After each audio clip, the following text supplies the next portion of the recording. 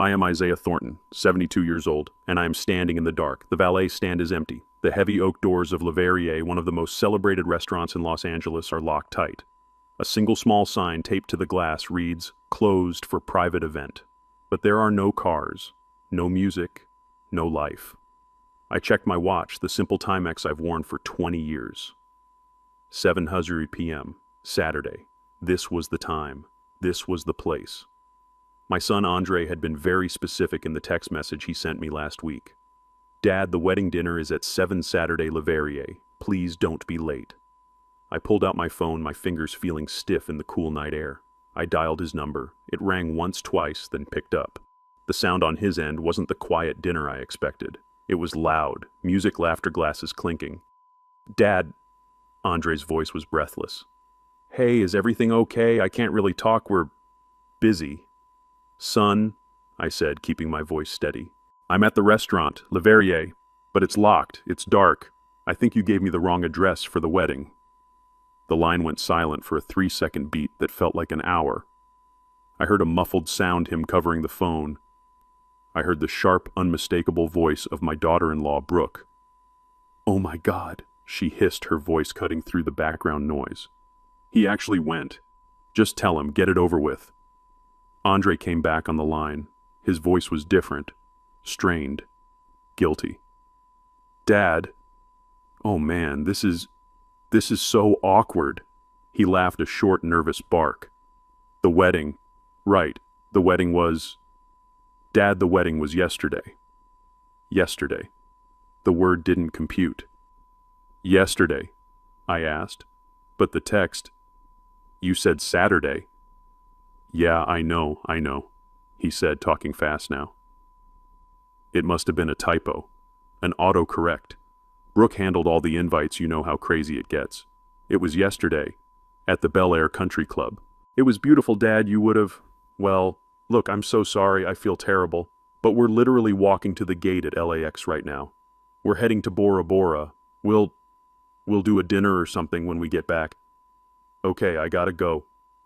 Before I could say a word, he hung up. I stood there, phone in my hand, the call log staring back at me. Call ended. A typo. An autocorrect.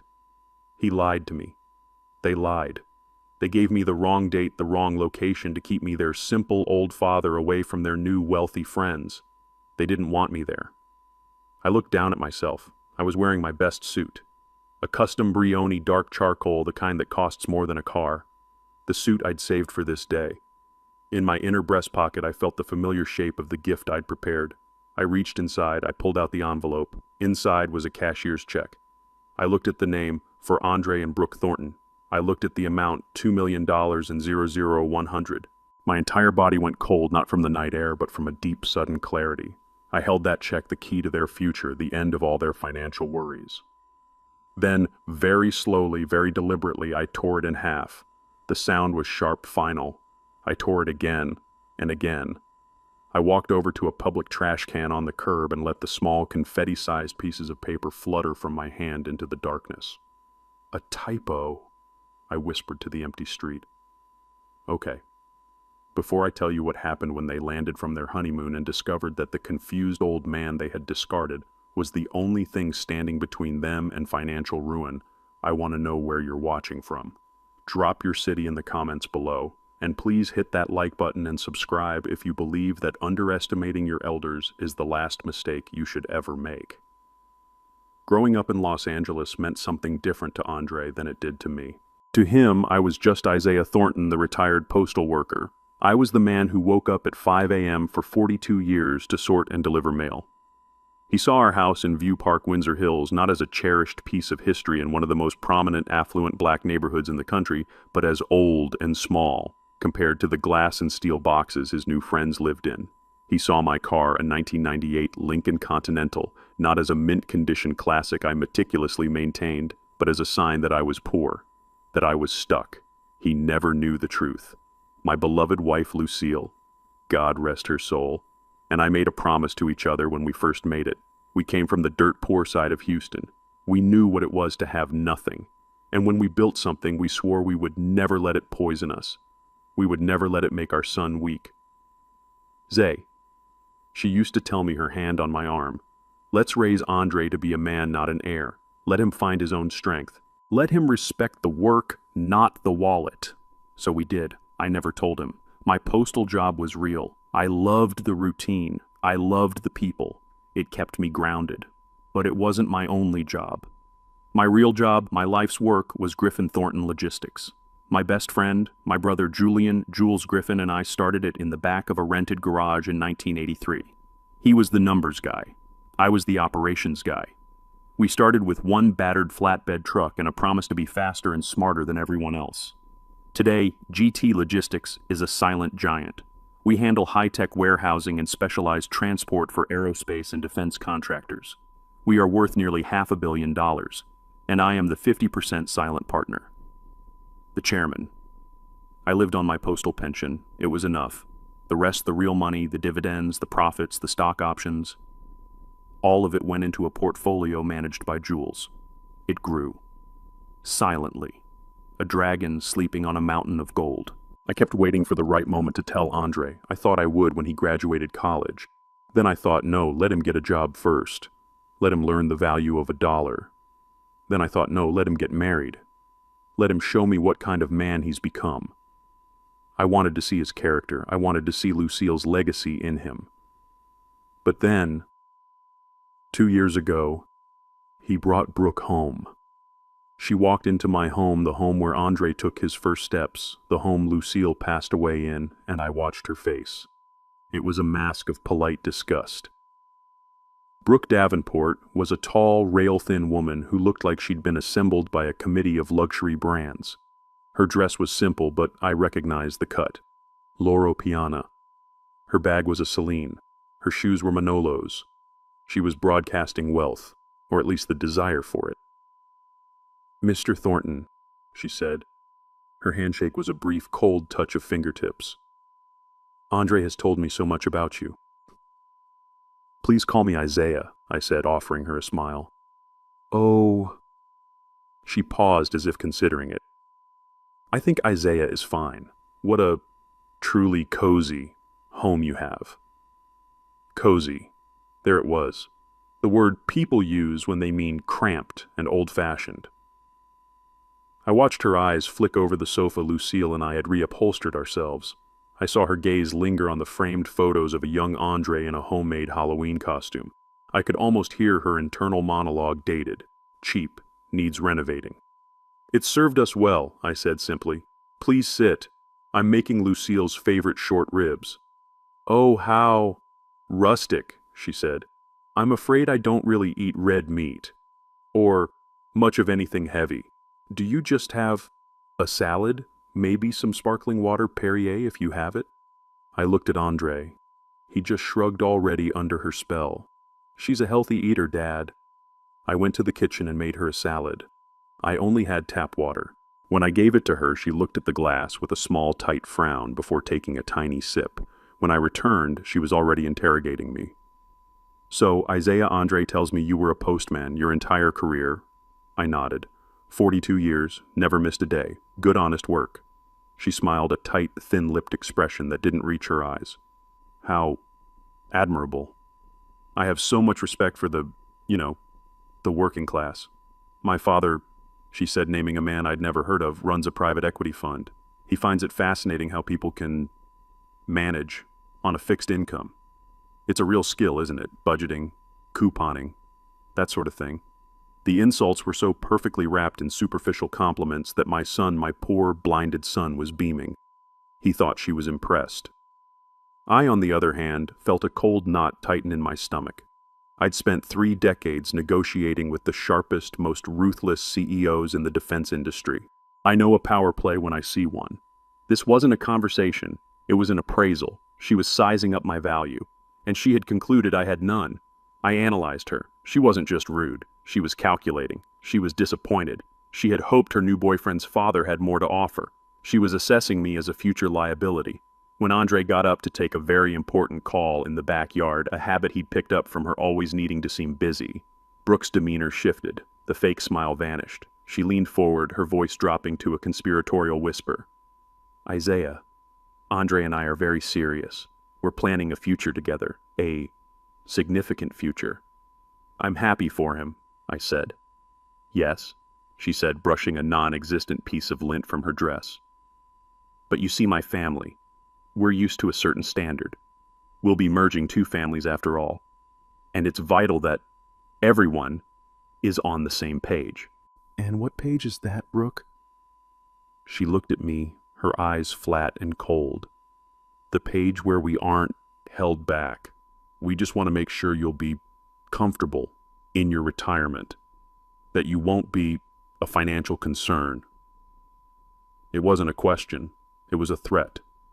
She was asking me in the politest way possible. How much of a burden are you going to be on my new husband?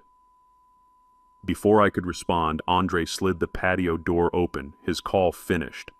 Brooke's bright, dazzling smile snapped back into place. Oh, honey, your dad and I were just getting to know each other. I sat back smiling, playing the part of the simple, harmless old father. But I knew right then that this woman was not just marrying my son. She was planning a hostile takeover, and she saw me as a bad asset, a liability to be managed, minimized, and eventually discarded. I didn't say a word. I just observed. I watched her over the next 2 years. I watched her change my son. I watched my son start to shrink. It didn't happen overnight. It was a slow erosion like water wearing down stone. Andre, the boy who used to laugh so loudly his whole body shook. The boy who proudly helped me tune up the Lincoln on Saturdays started to apologize. He apologized for everything. He apologized for the neighborhood. Dad, this area it's fine, he said one afternoon, staring out the window of my View Park home. But it's just static. You know, Brooke is used to places with more energy. Energy. That was her word for it. He meant whiter. He meant richer. He was ashamed of View Park. He was ashamed of me. He stopped talking about his job. For years he'd been proud to be a regional manager at a shipping company. It was a good, solid job he had earned all by himself, a job that paid him well over 6 figures. But after a few months with Brooke, it became just mid-level logistics. He traded his comfortable jeans for tight-fitting slacks that didn't suit him. He started using words I'd never heard come from his mouth. Dad, Brooke's family. They just operate on a different level. He tried to explain once. It's not about the money, it's about expectations. A certain standard. I knew exactly what it was about. It was always about the money. I just nodded. I played my part. The simple retired postman who didn't understand the world of high finance. Whatever makes you happy, son. But he wasn't happy. I could see it. He was stressed. He was swimming in an ocean he wasn't built for, trying to keep up with a woman who was living a life funded by debt. And he was using his own soul as collateral. The real moment of truth, the one that made me realize this, was more than just a bad match happened about 6 months before they announced their engagement. They had come over for dinner. I'd spent all day making Lucille's chicken and dumplings, Andre's childhood favorite. Brooke naturally didn't touch it. Oh, Isaiah, she sighed, pushing a dumpling around her plate with a fork. So many carbohydrates. I'm just trying to be careful. She spent the entire meal scrolling through her phone, sighing loudly and showing Andre pictures of platinum rings I couldn't even see from my end of the table. After dinner, Andre helped me clear the plates. Brooke stayed at the table, tapping her long, pale fingers on the wood. Isaiah, she said, her voice casual but her eyes sharp. Do you have any real family heirlooms? You know, besides the furniture. I stopped walking to the kitchen. What do you mean, real, Brooke? She means like assets, Dad. Andre mumbled, not looking at me. He was already speaking her language. You know, stocks, bonds, property, things that are passed down. Brooke finally looked up at me, her smile bright and brittle. My family, the Davenports. We have a lineage. We have things to pass down. A summer home in the Hamptons, my mother's side. My father's art collection. We're just trying to figure out what your side brings to the merger. A merger. That's what she called marriage. I kept my voice calm. Lucille and I, we brought hard work and a good name. That's what we're passing down. Brooke's smile faltered. Right. Hard work. That's sweet. Later that night, I was in the kitchen, my hands in the sink full of soapy water. I thought they were in the living room, but they were in the hallway just outside the kitchen door. They thought I couldn't hear them. They were whispering, viciously. "I cannot believe this, Andre." It was Brooke. Her voice was no longer sweet or polite. It was low and sharp as a razor. "This is it. A postman's pension. This tiny, crumbling house that smells like old food. This is your contribution." "Brooke, lower your voice," Andre pleaded. "He'll hear you." "I don't care if he hears me," she spat. "He needs to know my parents are wiring us $50,000 just for the deposit on the Bel Air Country Club. 50,000. And what is he contributing? A recipe for dumplings. It's just... He's simple. Okay, he worked hard his whole life. This is all he has." "Stop saying hard work," she snapped. "The man who cleans my father's pool works hard. That doesn't mean I want him at the wedding reception. Andre, you promised me your family was comfortable. You promised me he had savings. This is not comfortable. This is a liability." There was a heavy silence. I stood perfectly still, my hands pruning in the water. "What do you want me to do, Brooke?" Andre finally said. His voice was broken, defeated. "You need to handle it," she said, her voice turning cold and pragmatic. "You need to find out exactly what he has. People like him, these old-timers, they sometimes have cash saved up or bonds, or maybe the house is paid off. We could leverage it. We need something from him, Andre. Otherwise, this merger is completely unbalanced. My parents are investing in you. They expect a return." I held my breath. I listened to my son stay silent. He didn't defend me. He didn't defend his mother's memory. He didn't tell this woman to get out of our house. He just said, Okay, I'll talk to him. I'll see what I can do." They left a few minutes later, all smiles again. "Thank you for the dinner, Isaiah, so rustic." I closed the door behind them. I washed and dried the last dish. I sat down in my quiet house in the chair Lucille always loved, and I knew my son was lost. I knew that Brooke was not just a gold digger. She was an exterminator, and I was the pest she wanted gone. It was 3 months before the wedding, and Andre showed up at my door alone. This was a red flag. Ever since Brooke had sunk her claws into him, she was always there, attached to his arm, a silent, smiling warden. But he came alone on a Tuesday night. He looked thin. The expensive suit he wore, a size too small, looked cheap on him, wrinkled at the elbows. He looked like a man who hadn't slept in a week. "Hey, Dad, you busy?" "Never too busy for you, son. Come in." He walked into the living room but didn't sit. He paced. He ran his hand through his hair, a nervous habit I hadn't seen since he was in high school. "You look tired, Andre. Want some coffee? I just made a fresh pot." No coffee, thanks," he said, his voice tight. I just need to talk to you for a minute, man to man." I leaned against the door frame, my arms crossed, and waited. I knew this wasn't a social visit. This was a transaction. "Dad," he started, staring at the floor. Look, I know I haven't been around much. This wedding planning, it's a monster. Brooke's family, they do things on a whole different scale." "So I've heard," I said. "Yeah, and, well, we've hit a snag." He finally looked at me. His eyes were bloodshot. "It's just a temporary thing, a cash flow issue, you know." Cash flow, her word. I didn't know that word. I knew broke and I knew rich. Cash flow was the word people used when they were pretending to be rich but were actually broke. "The venue," he said, waving his hand vaguely. "The Bel Air Country Club. It's incredible, Dad. But they need the final deposit by Friday. And Brooke's parents. They're covering everything, of course. They've been amazing. They're footing the bill for almost the entire wedding." "That's generous of them," I said, my voice flat. "So generous," he said, relief flooding his face as if he'd passed the first test. "The thing is, Dad, their money. It's tied up. It's in one of Franklin's private funds, an international account. It takes 30 days to liquidate without a massive penalty. You know how it is with those big trust funds." Isaiah Thornton, chairman of a $500 million logistics empire, nodded slowly. "No, son. I don't know how it is. Tell me." He flushed a dark red crawling up his neck. It's complicated. Okay. The point is the deposit is due Friday, and we're short. Just for a few weeks." He stopped pacing. He stood in the middle of my living room, a 38-year-old man looking like a terrified 12-year-old. "Dad, I need to borrow $50,000. $50,000. He said it like he was asking for 500. The silence in the room stretched out. I could hear the old grandfather clock ticking in the hallway, the clock Lucille and I had bought at a flea market in Pasadena. "I know," he said, rushing to fill the silence. "I know it's a huge amount, and I hate asking. God, I hate this. But it's not even a real loan, Dad. It's just a bridge. Franklin, Brooke's father, he is going to wire me the money the second his fund clears. First of the month. You'll have it right back plus interest if you want. I swear on Mom's memory." He should not have done that. He should never have brought Lucille's name into this den of lies. My first instinct, the businessman in me, was to laugh. It was the oldest, stalest scam in the book. The money's tied up.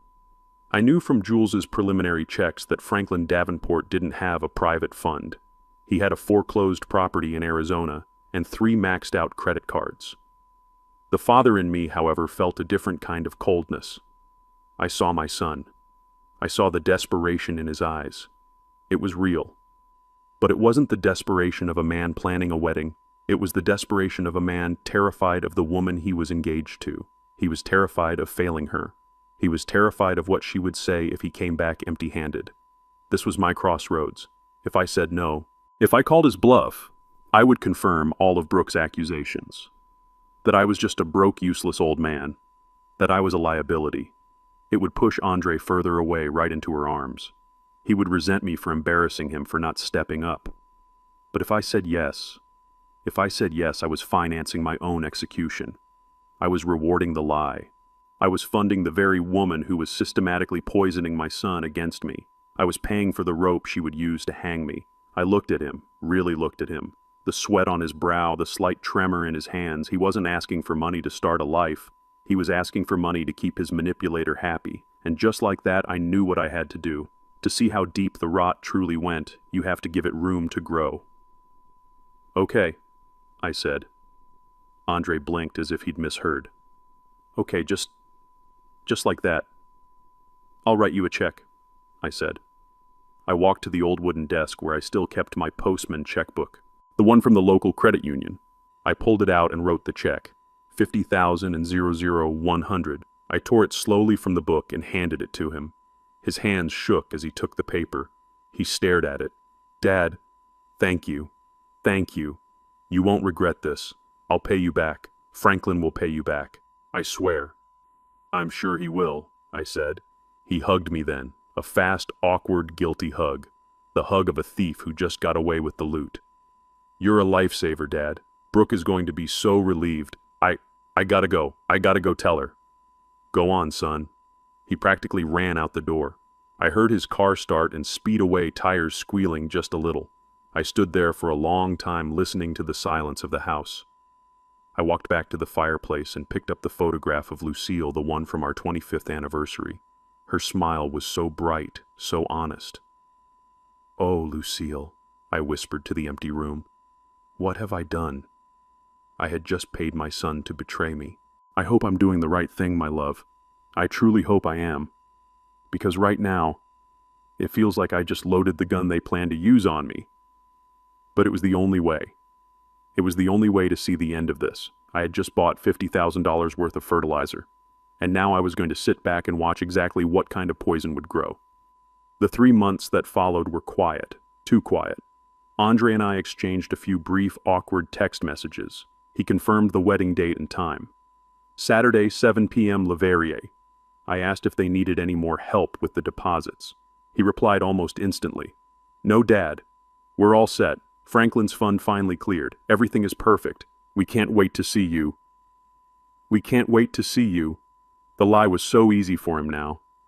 I spent those 3 months in a state of cold observation. I went to my real office at the Griffin Thornton Tower twice a week, meeting with Jules, signing off on acquisitions in Singapore and shipping routes in the North Atlantic. The rest of the time I was Isaiah, the retired postman, working in my yard reading my books. I let the silence build. I gave them all the rope they needed. When Saturday finally arrived, the day of the supposed wedding, I woke up before the sun. I felt a strange calm. Today was the day of the test. Today I would find out once and for all what was left of my son. I spent the morning in my workshop polishing the chrome on my Lincoln until it shone like a mirror. This wasn't just a car, it was a statement. Lucille had loved this car. "It has substance, Zay," she'd said. "Not like those flimsy new things." It was the car I'd drive to my son's wedding. At 4 p.m. I began to prepare.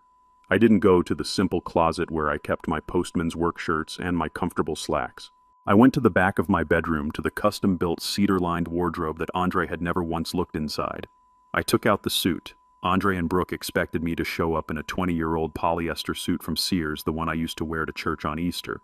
They expected me to look like their liability. Instead, I pulled out the Brioni. It was a dark charcoal gray, almost black, cut from a wool so fine it felt like silk. I'd had it made in Milan on a business trip 5 years ago. It was the suit of Isaiah Thornton, the chairman. I put it on. The jacket settled on my shoulders with a familiar, comforting weight. I chose a simple silver silk tie and my Patek Philippe Calatrava. It was Lucille's last gift to me. "For the man who has everything." The engraving on the back read, "Except more time." I looked at myself in the mirror. The 72-year-old postman was gone. In his place was a man they had never met, a man they had gravely underestimated. At 5 p.m., I drove the Lincoln not to the wedding, but to a quiet, discreet granite building in Century City. It didn't have a large sign. It just had a small brass plaque, Harrison Private Bank. I didn't use the credit union for my real life. I walked inside. The lobby was silent, all marble and rich mahogany. A young woman at the desk looked up, saw me, and immediately smiled. "Good afternoon, Mr. Thornton. Mr. Harrison is expecting you." Jules had called ahead. I was shown into a private office. Mr. Harrison, a man my age with sharp eyes and an impeccable suit of his own, stood up to shake my hand. "Zay," he said, "good to see you. A big day."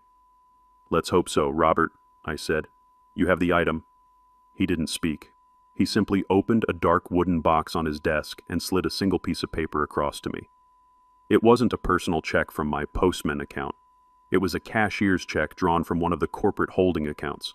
$2 million, Harrison said quietly, stating the fact. "It's a substantial wedding gift." "It's not a gift, Robert," I said, picking up the check. I felt the weight of it in my hand. "It's a foundation. It's a stake. It's my son's independence." My plan was simple.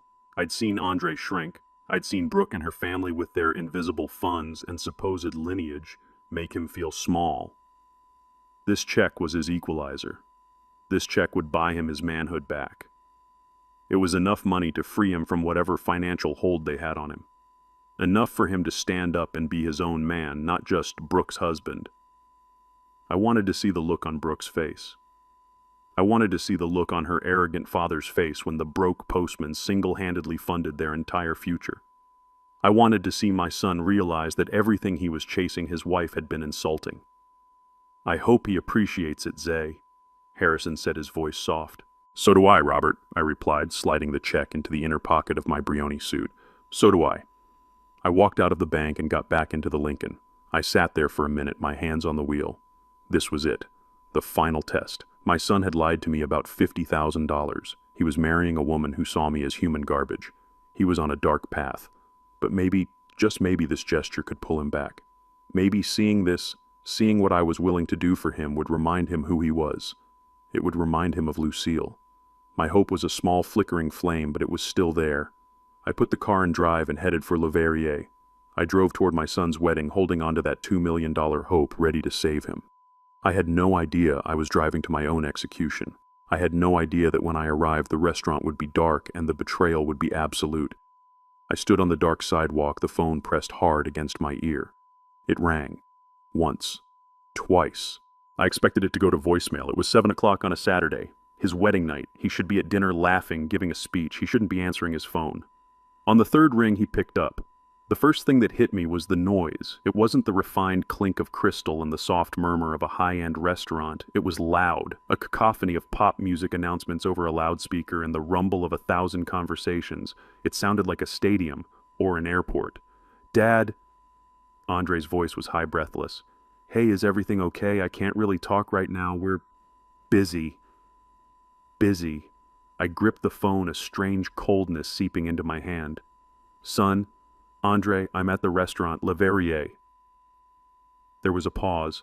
The background noise on his end seemed to swell and then fade as if he'd turned his head. What? What restaurant? The wedding restaurant. I said, my voice slow, patient. The one you texted me, Le Verrier. I'm standing right outside. But it's locked, son. It's dark. Did the venue change? Did you forget to tell me? The silence that followed was the loudest sound I had ever heard. It stretched for 3 seconds. 4. 5.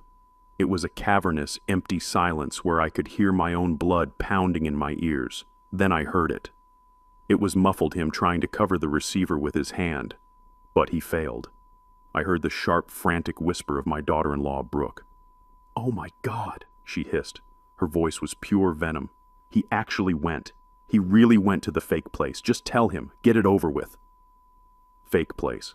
The words didn't just register. They slammed into my chest, knocking the air out of my lungs. It wasn't a mistake. It wasn't confusion. It was a plan. A fake place. Andre came back on the line. His voice was a disaster. It was a high-pitched, desperate squeak, a performance of sudden, shocked realization. "Dad, oh man, oh man." Then he let out a short, barking laugh that held no humor, only panic. This is so awkward. I am so sorry. The wedding, right, the wedding was... Dad, the wedding was yesterday." I said nothing. I just stood on the dark sidewalk. My hand, the one in my pocket, was resting on the envelope. The $2 million envelope. Yesterday. Yesterday, I finally managed to say. My voice was a gravelly whisper. But the text. You texted me. Saturday. Le Verrier. Yeah, I know. He was talking fast now, the words tumbling out, tripping over each other. It must have been a typo, a crazy autocorrect. You know how these new phones are, Dad. Just crazy. A typo and Brooke. She handled all the real invitations, the paper ones. You must not have gotten yours. Oh man, the mail. He laughed again. Dad, you know the mail stuff gets lost all the time, right? How ironic. You a postman, right? He was rambling. He was drowning in his own lie. Ironic, I thought. Ironic that I spent 42 years of my life delivering promises and my own son couldn't deliver a single truth. It was yesterday, I repeated. It wasn't a question, it was a finality. Yeah, he said, seizing on my quiet tone. At the Bel Air Country Club. It was beautiful, Dad. You would have... Well, it was just, mostly Brooke's family. We figured you'd want to avoid the fuss. Avoid the fuss. They had decided for me that I wouldn't want to be at my only son's wedding. Andre, I started, but I didn't know what to say. Look, Dad, I feel terrible. I really do. But I can't fix it right now. I heard her voice again. No whisper this time. Loud, imperious, impatient. Andre, turn it off, hurry. They're calling our flight. That's Brooke, he said, and I could hear the profound relief in his voice. He had his escape. We're literally at the gate at LAX. We're boarding for Bora Bora, our honeymoon. And he had been at the airport this whole time. Typo, I said. Yeah, a stupid typo. Look, we'll do a dinner or something when we get back. Just you and us. We'll make it up to you. Okay, I gotta go. I love you. Bye. The line clicked. Call ended. I lowered the phone from my ear. I looked at the dark screen. We'll make it up to you. He had hung up on me. He had lied to me. He had stolen the moment from me. He and that woman. They had decided I was not worthy of being there. I was the embarrassing retired postman who would have ruined their perfect, wealthy Bel Air wedding. They had treated me like garbage. I stood there under the dim streetlight, a 72-year-old man in a Brioni suit holding a $2 million check for a wedding that had already happened. A wedding I was never meant to attend. The phone clicked. I stood on the dark sidewalk, my arm still held to my ear, listening to the dead air. Call ended. I slowly lowered my hand. I looked at the dark, locked doors of Le Verrier. I looked at the empty valet stand. I looked at the sign taped to the glass, closed for private event. A typo. An autocorrect. The mail. The lies were pathetic. They were weak. They were lazy. They hadn't even bothered to craft a believable story. They didn't respect me enough for that. They had given me an excuse a child would use, a frantic scramble of words to get off the phone. They did it on purpose. The thought wasn't an accusation. It was a diagnosis. It was a cold, hard fact settling into place like a block of ice in my chest. They had given me a fake address and a fake date to keep me, the embarrassing old postman, away from their new, glittering life. I felt a profound, heavy sadness. It was the death of something. It was the death of the man I thought my son was. It was the death of the father I had tried to be for 45 years. And in that silence, as the sadness washed over me, something else rose up to take its place. It was cold. It was hard. It was the part of me that Lucille had always called the chairman, the part of me that built an empire from nothing, the part of me that does not tolerate betrayal. The father Isaiah was heartbroken, but the chairman, Mr. Thornton, was now wide awake. My hand went to the inner breast pocket of my Brioni jacket. The envelope was still there, crisp and heavy. I pulled it out. My hand was perfectly steady now. The tremor I'd felt earlier was gone. I opened the unsealed envelope and slid out the cashier's check.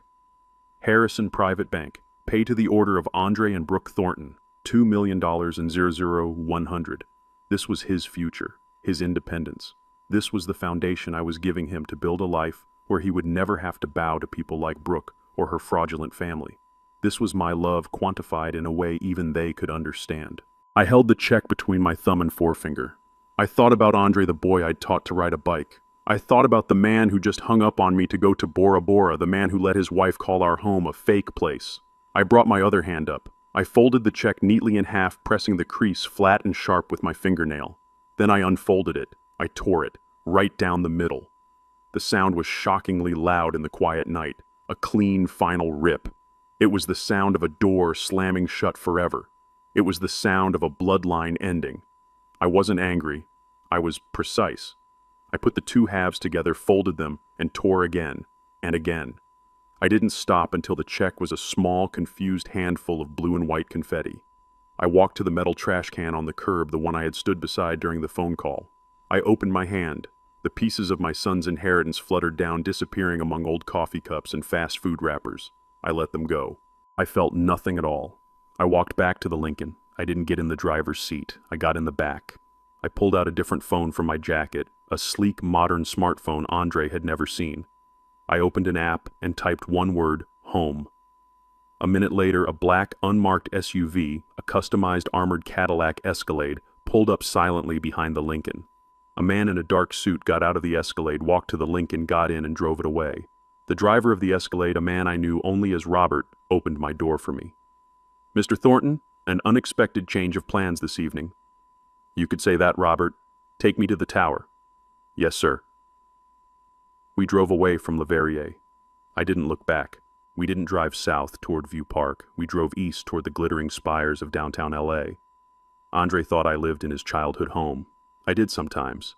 But my residence was the entire top floor of the Griffin Thornton Tower, a 10,000-square-foot penthouse that overlooked the city like an eagle's nest, a place Andre didn't know existed, a place my name wasn't even listed on. The private elevator opened directly into the apartment. The lights came on automatically, revealing a vast space of dark wood glass and steel. It wasn't cozy or rustic. It was the home of a man who moved markets. It was my fortress. I walked to the floor-to-ceiling windows, looking down on the rivers of light, the millions of lives. I was no longer the man in the dark on the sidewalk. I was back on my throne. I picked up the secure phone on my desk. It rang only once. "Zay." Julian Griffin's voice was sharp, instantly awake even at this hour. "Jules, I need you." "What is it? What happened? Is it the deal in Rotterdam?" "No," I said, looking down at the lights of LA. "It's my son. He just tried to play me." There was a dead silence on Jules's end. He knew my rules about family. He knew what it meant for me to make this call. "Jules," I said, my voice cold and hard, "summon the legal team. 8 a.m. tomorrow. I want a full-spectrum investigation run on Andre, his wife Brooke, and her entire family, the Davenports." Jules didn't hesitate. "What are we looking for?" Everything I said. Debts, assets, lies. I want to know who they really are. I want to know where my $50,000 went. And I want you to start drafting the paperwork to revise my will immediately. 8 a.m. Sunday. The city of Los Angeles was just waking up, the freeways still quiet. But on the 70th floor of the Griffin Thornton Tower, the day was already in full swing. The boardroom was a cavern of polished mahogany and glass overlooking the entire LA basin from the mountains to the sea. Julian Jules Griffin was pacing. He was 71, my contemporary, a tall, imposing man who favored hand-stitched suits and a permanently furrowed brow. He was the public face of our empire. He was the negotiator. And right now he was furious. I, on the other hand, was perfectly still. I sat at the head of the long table in the same charcoal Brioni suit I had worn the night before. I had not slept.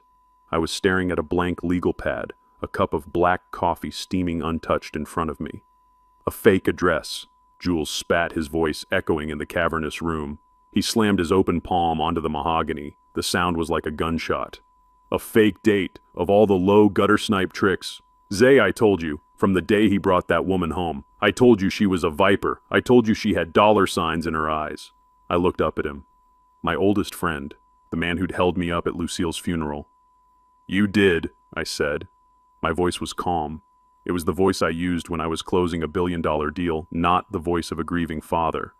And Andre, Jules continued, his voice thick with anger, to let her, to help her, to lie to his own father. After everything you and Lucille, Zay, this isn't just disrespect. This isn't just greed. This is a declaration of war. No, I said quietly. Jules stopped pacing and looked at me. It's not war, Jules. It's pest control. I finally picked up the pen. Here's what we are going to do. First, I want a team on Andre and this woman, not our in-house security. I want the best. I want Kroll. Jules's eyebrows shot up. Kroll, the global intelligence firm, the one governments used. Zay, that's heavy artillery for a domestic issue. This stopped being a domestic issue when they decided to commit fraud, I said. I want to know everything. I want to know who Brooke Davenport really is. I want to know who her parents are. Andre mentioned a private fund that was tied up. I want to know if that fund exists. I want to know if they have $1 to their name or if they are just high-class grifters. Jules was already scribbling on his own notepad. The Davenports. Understood. What about the $50,000? My jaw tightened. The $50,000. The loan. He swore on Lucille's memory he would pay it back when the fund cleared. I want you to trace that check, Jules. I want to know the second it was cashed and where the money went. I want a complete financial autopsy. Every dime. He swore on Lucille, Jules said, his voice dropping to a dangerous low. I'll have an answer for you by Tuesday. The check trace is easy. Good, I said. Second, I want a complete asset review on Andre. He thinks I'm a retired postman. He thinks his only inheritance is the house in View Park and a pension account. He has no idea about GT Logistics. He has no idea about the trusts, the holdings, the offshore accounts. I want to ensure he never knows. You want to cut him out, Jules said. It wasn't a question. I want to airlock him, Jules, I corrected. I want to revise my will, effective immediately. Everything. Every last penny, every share of GT, every brick. It all goes into a new irrevocable trust, the Lucille Thornton Education Trust. It will be dedicated to funding scholarships for underprivileged kids in Houston in her name. Jules paused. Zay, what about Maya, your granddaughter? I closed my eyes for a moment. Maya, my 5-year-old granddaughter. She was the one part of this that was still pure. You're right, I said. The View Park house. That was Lucille's dream house. It will go to Maya. We'll put it in a separate trust. You and I will be the sole trustees until she is 25. Andre and Brooke will not get a splinter of the floorboards. They will not have a key. They will not set foot in that house again. Done, Jules said, writing furiously. Third, I said, leaning forward. This is the most important part. I need to know why. Why this elaborate, stupid lie? If they needed money, why not just ask? Why go to all the trouble of faking a wedding date? Why humiliate me? Because they're weak, Jules said. No, I said.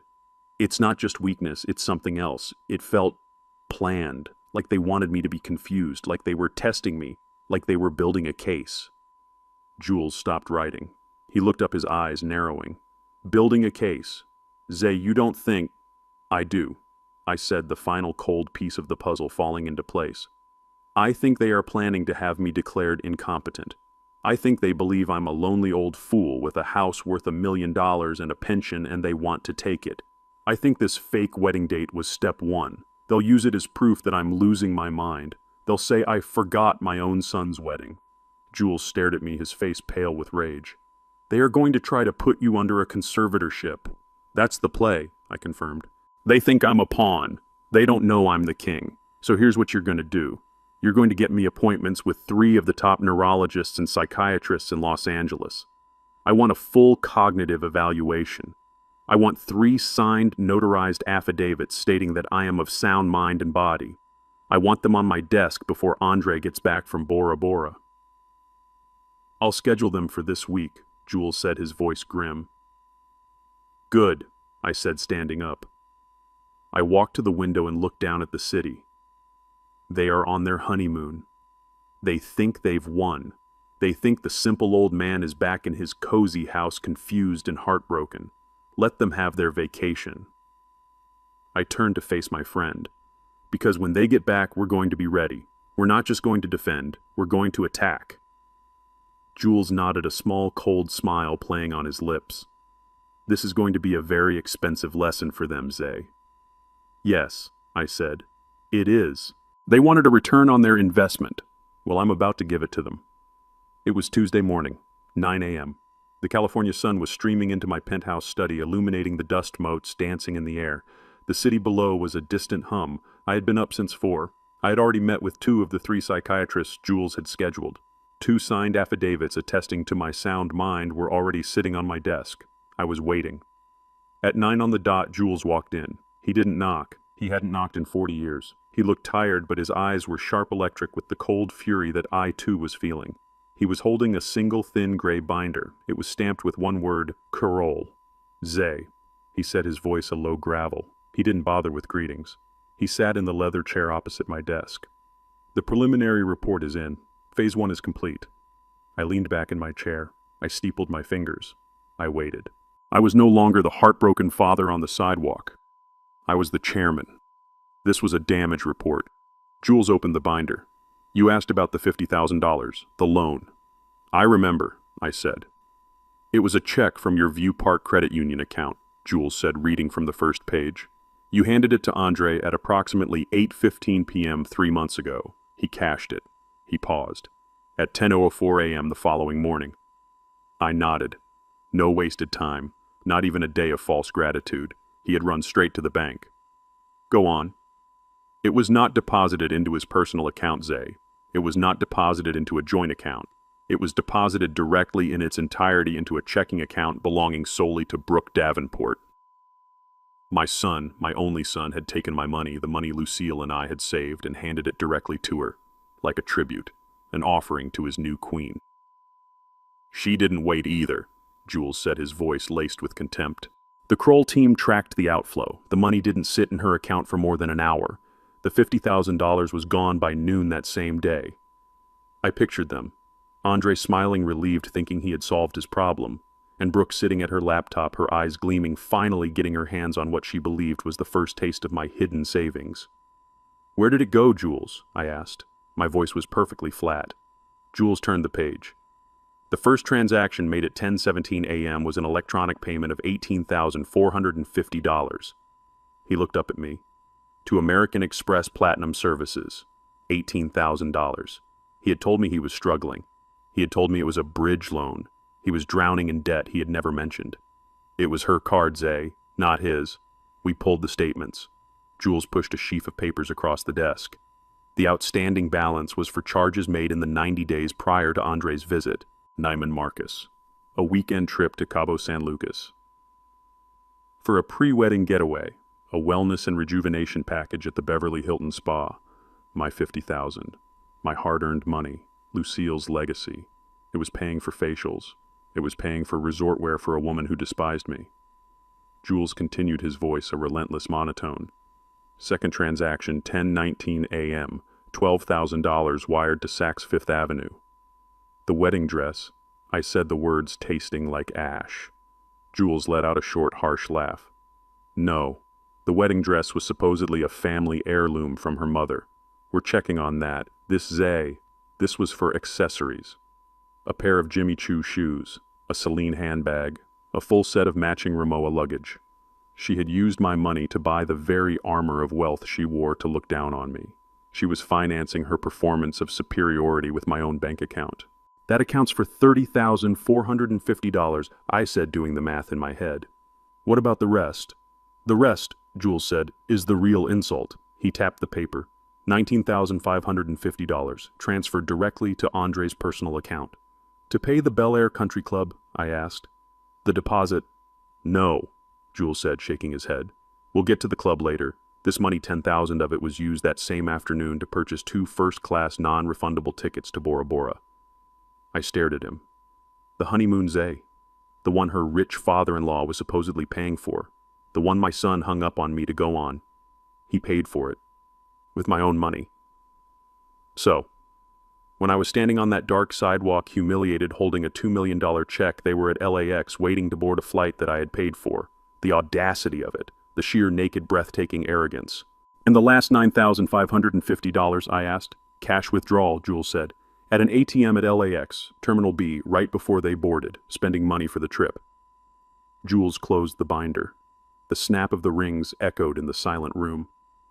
So to summarize, of the $50,000 you lent your son for a venue deposit, $0 went to a venue. It all went to paying off his fiancée's luxury debts and funding the honeymoon they both lied to you about. They took your money, Zay. They took it, and they were laughing at you from 30,000 feet. Jules was finished. He leaned back. He was waiting for me to explode. He was waiting for me to curse my son's name. But the rage didn't come. It was something else. It was disappointment. It was a profound, sinking, heavy disappointment. It was cold. It wasn't the theft that hurt. $50,000, to me, that was a rounding error. It was the lie. It was the manipulation. It was the complete and utter lack of character. He had sworn on his mother's memory, and he had used the money to buy his wife new shoes. I had hoped, even after the fake wedding date, that maybe Andre was just weak, trapped, confused. But this report showed something else. This wasn't weakness. This was complicity. This was partnership. He wasn't trapped. He was a willing participant in his own corruption. I looked at Jules. He's not his mother's son. No, Zay, Jules said softly. He's her husband. I took a deep breath. The sadness settled and the coldness returned. The chairman was back in the chair. What's next, Jules? I asked. You said this was the preliminary report. Show me the rest. Jules's face hardened. He looked up from the papers detailing the $50,000 theft and his eyes met mine. Zay, the $50,000. That was just an appetizer, he said, his voice dropping an octave. It's where this stops being pathetic and starts getting organized. He didn't turn the page in the binder. He closed it. He reached into his briefcase and pulled out a second, thicker folder. This one was labeled simply Davenport, Franklin, and Elena. You asked about the private fund Andre mentioned. You asked about Brooke's lineage. I said nothing. I just waited. I did what you asked, Jules said. I put the Kroll team on them. Full financial and personal background. Zay, it's a house of cards. The whole thing is a lie. He slid a photograph across the polished mahogany. It was a stunning, sprawling cedar-shingled mansion set against the water. Let's start with the summer home in the Hamptons, Jules said. The one Brooke mentioned her mother's family owned. I remembered that first dinner. That casual, arrogant little drop of information. My mother's side. The Hamptons. It was the first stone she had laid in the foundation of her superiority. This is the house, Jules said. Sag Harbor, estimated worth $12.5 million. Impressive, I said. It is, Jules agreed.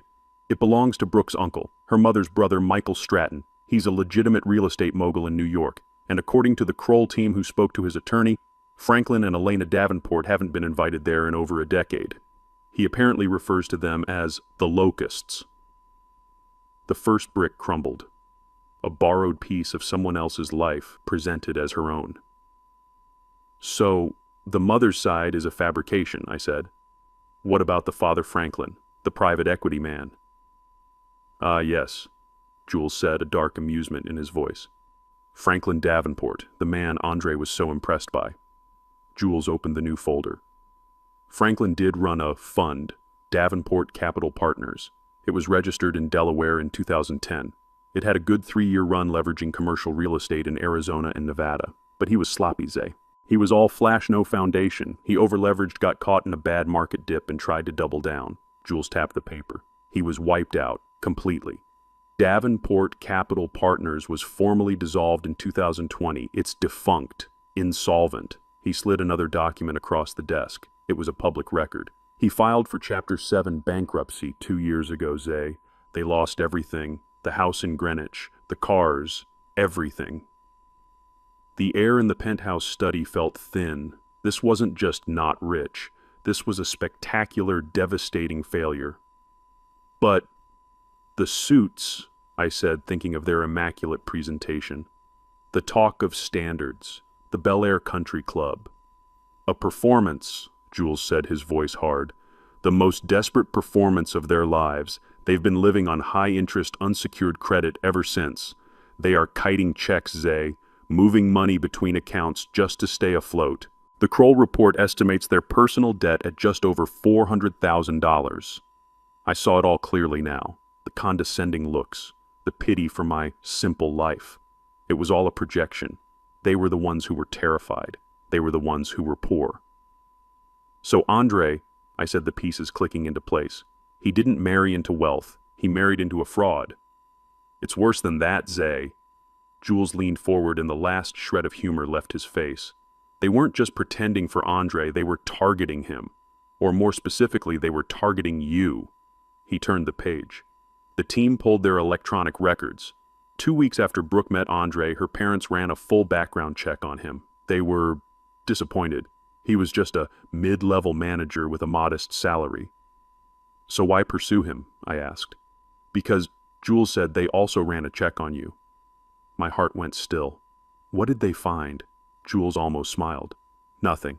That's the beauty of how we structured this, Zay. Your name isn't on the GT masthead. Your assets are firewalled in nested trusts. All they saw was exactly what you wanted them to see. Isaiah Thornton, retired postal worker, widower, owner of a single paid-off property in View Park, a modest fixed pension. I was confused. So, if they thought I was poor, why the long con? Why the wedding? Zay, Jules said, his voice soft. Don't think like a billionaire. Think like a desperate bankrupt con man. That simple house in View Park. In this current LA market, it has an estimated value of $1.8 million. And to them, $1.8 million is not modest. It's a jackpot. It's the score they've been waiting for. It hit me. It hit me like a physical blow. They didn't think I was rich, Zay. Jules continued, driving the point home. They thought you were the perfect target. A lonely, trusting old man, getting on in years, sitting on a single valuable liquid asset, with a weak, easily manipulated son as the sole heir. The puzzle was complete. The visits, the talk of downsizing, the condescension, the casual cruelty. It was all designed to isolate me, to make Andre see me as a burden. The fake wedding date, that wasn't just to avoid embarrassment, it was to create an incident, a moment they could point to. They weren't trying to marry into money. I whispered, the full sickening scope of the plan laid bare. They were trying to steal an inheritance. My home, Lucille's home. That was the plan, Jules confirmed. The wedding was phase 1, get Andre legally tied to Brooke and her family. Phase 2 was to isolate you. Phase 3 would be to get you out of that house, either by convincing you or by other means. And the $50,000 I gave them, that was just a bonus, Jules said. A little cherry on top, an unexpected investment from the target himself. They must have laughed all the way to Bora Bora. They used your money to pay for the honeymoon they were taking after deliberately excluding you from the wedding. I stood up. I walked to the vast window, looking down at the city but seeing nothing. My son wasn't just blinded by love. He wasn't just weak. He was an active participant in a long-term calculated con against his own father. He and his new wife and her bankrupt, fraudulent parents.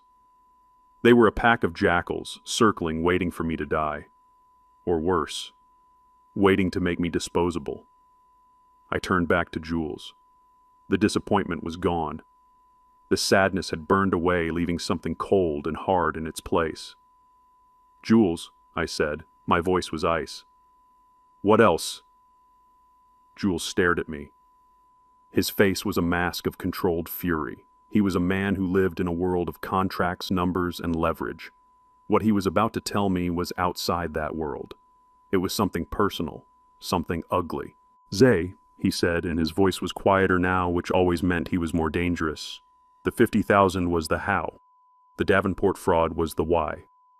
This—" He paused, tapping a third very thin manila folder he had placed on the desk. "This is the what's next." He slid the folder toward me. It wasn't a Kroll report, it was just a few pages printed from a web browser. "They are stupid, Zay. They are arrogant and they are stupid. They use their home internet, the same IP address they used to book their fake honeymoon. The Kroll team pulled their complete search history and their email backups from the last 6 months." My heart didn't pound. It just stopped. This was it. This was the answer. "Why, Jules?" I whispered. "Why the lie about the wedding?" "Because," Jules said, "you were right. You said it yourself. They were building a case." He turned the first page over for me to read. It was a printout of an email, from Brooke Davenport to Andre Thornton. The subject line read, "The future." "Andre, darling," it said, "we need to talk about your father. I am truly, truly worried about him." I looked at Jules. "This was sent 2 months ago," he said. "The day after you told them you weren't interested in selling the View Park house." I read on. "He's clearly not managing well on his own. He's isolated. He's forgetting things. He told me that story about his time in the army. Again. He's clearly showing signs of cognitive decline. My parents and we just think it's irresponsible to let him manage an asset like that house when he's not in his right mind." I looked up, my blood running cold. "Jules, I was never in the army." "I know," Jules said grimly. "I told you, she's a viper. She was inventing symptoms. She was manufacturing a false history of dementia and feeding it to your son." I turned the page. Andre's reply. "Brooke, I don't know. He seems fine to me. He's just old. He's always been quiet." And her response sent 10 minutes later, a response that sealed my son's fate. "Quiet or confused Andre, he almost called me Lucille yesterday. He is clearly living in the past. This isn't a joke. This is his safety. If he's this confused, he could be a danger to himself. He could fall. He could leave the stove on. He could give all his money away to a scammer." Her words leaped off the page. "We need to protect him. We need to step in and manage his affairs before he loses that house to some telemarketer. My father knows a lawyer, a specialist in elder care." I gripped the armrests of my chair. I never once called her Lucille. "She was building a narrative, Zay," Jules said. "And your son was buying it, or at least he was letting himself be convinced." He pushed the next page toward me. "Now look at this. Their search history, from their home computer, starting 2 months ago." I read the list. Each line item was a nail in my son's coffin. 10:30 p.m. How to get power of attorney for elderly parent in California. 10:37 p.m. Signs of early onset dementia versus normal aging. 10:45 p.m. Legal definition of mentally incompetent, California. 11:02 p.m. What is a conservatorship? 11:15 p.m. How to prove a parent is a danger to themselves. 11:30 p.m. Quickest way to gain control of elderly parents' assets. 11:45 p.m. Can a conservator sell a parent's house? I put the paper down. I had to. My hands were shaking. This was not greed. Greed, I understood. I had built an empire negotiating with greedy men. Greed is simple. Greed is a business transaction. This was evil. This was a plan to put me in a cage, to strip me of my name, my mind, my freedom, to take my house, Lucille's house, and sell it, to lock me in a home where I would be fed pills by some stranger until I actually became the confused old man they were pretending I was. This was not theft. This was murder of the soul. And my son Andre, he was a part of it. "Zay," Jules said, his voice soft but heavy. "There's one more. The last email, from Brooke to Andre, 4 weeks ago, the day after he texted you the fake wedding details." I steeled myself and picked it up. The subject line read, "Step 1. It's done," Brooke wrote. "He has the wrong date and the wrong place. This is the big one, honey. When he misses the wedding, it's the proof we need. It's not just forgetting keys. This is a major, undeniable cognitive failure. He'll call confused and upset. When he does, you just be so sorry, so concerned. Tell him he must have gotten it wrong. We'll use this as the primary incident when we file the petition. No judge will ignore a man forgetting his only son's wedding. This is it. We're finally going to save him from himself, and we'll finally be able to solve our problems." I dropped the paper. It fluttered to the mahogany floor. The fake date, the fake restaurant, the typo. It was all a calculated performance, a setup. They were counting on me to call confused. They were hoping I would sound lost and old. They were building their case. They had weaponized my love for my son against me. They had turned his wedding day into the first exhibit in a court case designed to destroy me. "They set me up," I whispered. "Yes," Jules said. "They manufactured incident number 1. They were going to let you sit in that dark restaurant heartbroken. They were going to let you feel the humiliation, and they were going to use that humiliation as a legal weapon." I stood up. I walked to the vast window. I looked down at the city, at the tiny, insignificant cars moving below. They thought I was one of them, a speck of dust, a confused old man with a modest pension and a house that was ripe for the picking. They had no idea who they were dealing with. They had no idea the power they were trying to poke. The heartbreak I'd felt on that sidewalk was gone.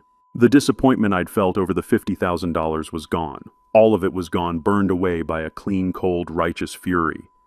This was not a family matter. This was a hostile takeover, and I was about to mount a defense that would liquidate their entire company. I turned back to Jules. The father was gone. The chairman was in the room. "They're on their honeymoon," I said. "In Bora Bora. On my money." 10 days, Jules confirmed. "Their flight lands at LAX on the 21st. "Good," I said. "That gives us time to work. They want to prove I'm confused. They want to prove I'm losing my mind. They think I'm a lonely, vulnerable old man." Jules watched me, a slow, predatory smile spreading across his face. He knew this side of me. He had seen it destroy competitors worth billions. "What's the play, Zay?" "The play," I said, "is that they are absolutely right. I am a confused old man. I'm devastated that I missed the wedding. I'm so heartbroken and foggy. I can't even remember what I did with their wedding gift." Jules's smile widened. "The $2 million check." "What check?" I said, my voice suddenly frail, confused. I had a check, I don't remember. Was it 2,000? Or was it 2 million? Oh dear.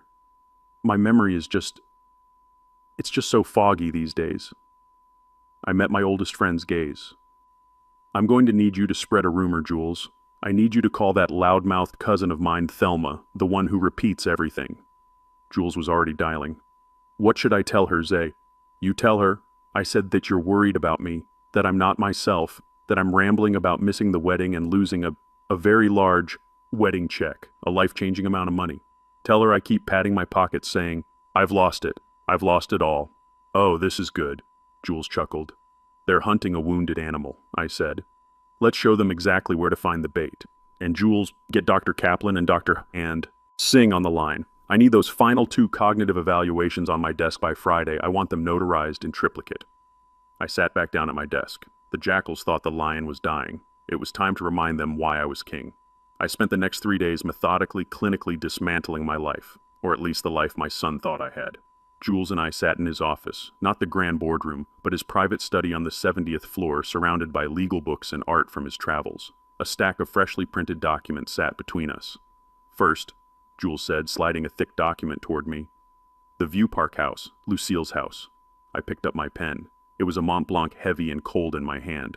"This," Jules explained, "is the final deed of transfer. It moves the property from Isaiah Thornton individual into the Maya Thornton Irrevocable Education Trust. Effective immediately. You and I are the sole administrators. Andre Thornton and Brooke Davenport are explicitly barred from using the property as collateral residence or from receiving any proceeds from its potential sale." I signed my name. Isaiah Thornton. A simple signature that undid 40 years of inheritance. It was done. Lucille's house was safe. Maya's future was safe, from her own father. "Next," Jules said, sliding a much thinner document over, "the $50,000 loan." I looked at it. It was a formal promissory note, a demand for immediate repayment. It details the check number, the date it was cashed, and the account it was deposited into Brooks, Jules said. It has a standard interest clause of 8% retroactive to the date of the loan. It is legally ironclad. He'll ignore it, I said. He'll say I was confused when I gave it to him. Let him. Jules smiled a cold, thin smile. It's not for him, it's for the court. This is Exhibit A in our fraud case. Sign it. I signed it. Finally, Jules said, handing me 3 identical folders. Your cognitive evaluations. Dr. Mendez, Dr. Singh, and Dr. Kaplan. All 3 find you in the 99th percentile for cognitive function for a man of your age. They state, and I quote, Mr. Thornton's recall reasoning and financial acumen are exceptionally sharp. Each copy is notarized. I tapped the folders. Good. Put them in the vault. We won't need them until the performance. With the paperwork signed, the armor was in place. Now it was time to set the trap. I picked up my postman phone, the simple flip phone Andre knew. I looked at Jules. Ready. Let's go fishing, Zay, he said. I dialed a number I knew by heart. My cousin Thelma. A good woman, but a woman who believed information was a currency meant to be spent, and she spent it liberally. She loved gossip more than she loved breathing. Thelma, it's Isaiah. Yes, it's been a while. I put the phone on speaker. I hunched my shoulders. I let my voice crack. I became the man they thought I was. Thelma, I don't know who to talk to. I'm so terribly upset. Isaiah. What is it, honey? You sound awful. Is it Andre? Is he okay? It's the wedding, I said, letting a small sob catch in my throat. Thelma, I missed it. I missed my own son's wedding. You what? Her voice went up an octave. The bait was in the water. Andre. He told me it was Saturday. I'm sure he did, but he says it was Friday. He says I must have gotten confused. He says I'm getting forgetful. Oh, Lord, have mercy, Isaiah. You forgot his wedding. I don't think I forgot, I said, my voice rising in false panic. But maybe I did. My mind, it's just so foggy lately. And Thelma, that's not the worst part. What's worse than that, child? The gift, I whispered, as if I were afraid of being overheard. I went to the bank. I took out a check. A big one. I wanted to surprise him. Set him up for life, you know. A big check. How big, Isaiah? I can't even remember, Thelma. That's the problem. Was it 2,000? Or was it 2 million?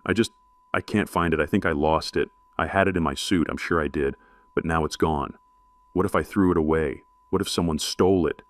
$2 million. Jules was covering his mouth, his shoulders shaking with silent laughter. $2 million. Thelma shrieked. Isaiah Thornton, you call the police, you call the bank, you lost a $2 million check. I can't, I cried. Andre, he'll be so angry. He's on his honeymoon. Oh, Thelma, I think I've ruined everything. I'm just an old fool, a confused old fool. I hung up the phone, my performance complete. Jules and I sat in silence for a moment. She'll call her daughter first, Jules calculated. Her daughter will post it on Facebook. Andre's cousin Jerome follows her. He'll see it. He'll text Andre in Bora Bora. How long do you give it? I asked. Before they cut their trip short, Jules checked his watch. I give them 12 hours. He was wrong. It took 8.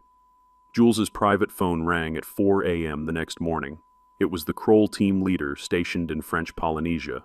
Mr. Griffin, target is on the move. Mr. and Mrs. Thornton just checked out of the St. Regis. They've chartered a private seaplane to Papeete. They're booked on the first commercial flight back to L.A. They'll land at LAX at 7:00 p.m. tomorrow. They look agitated. Jules hung up and called me. They took the bait, Zay. They're coming home. I was sitting in my penthouse watching the sunrise.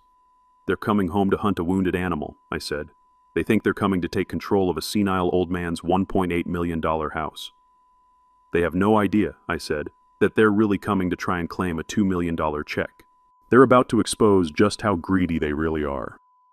The trap was set, the bait was out, the jackals were on the plane.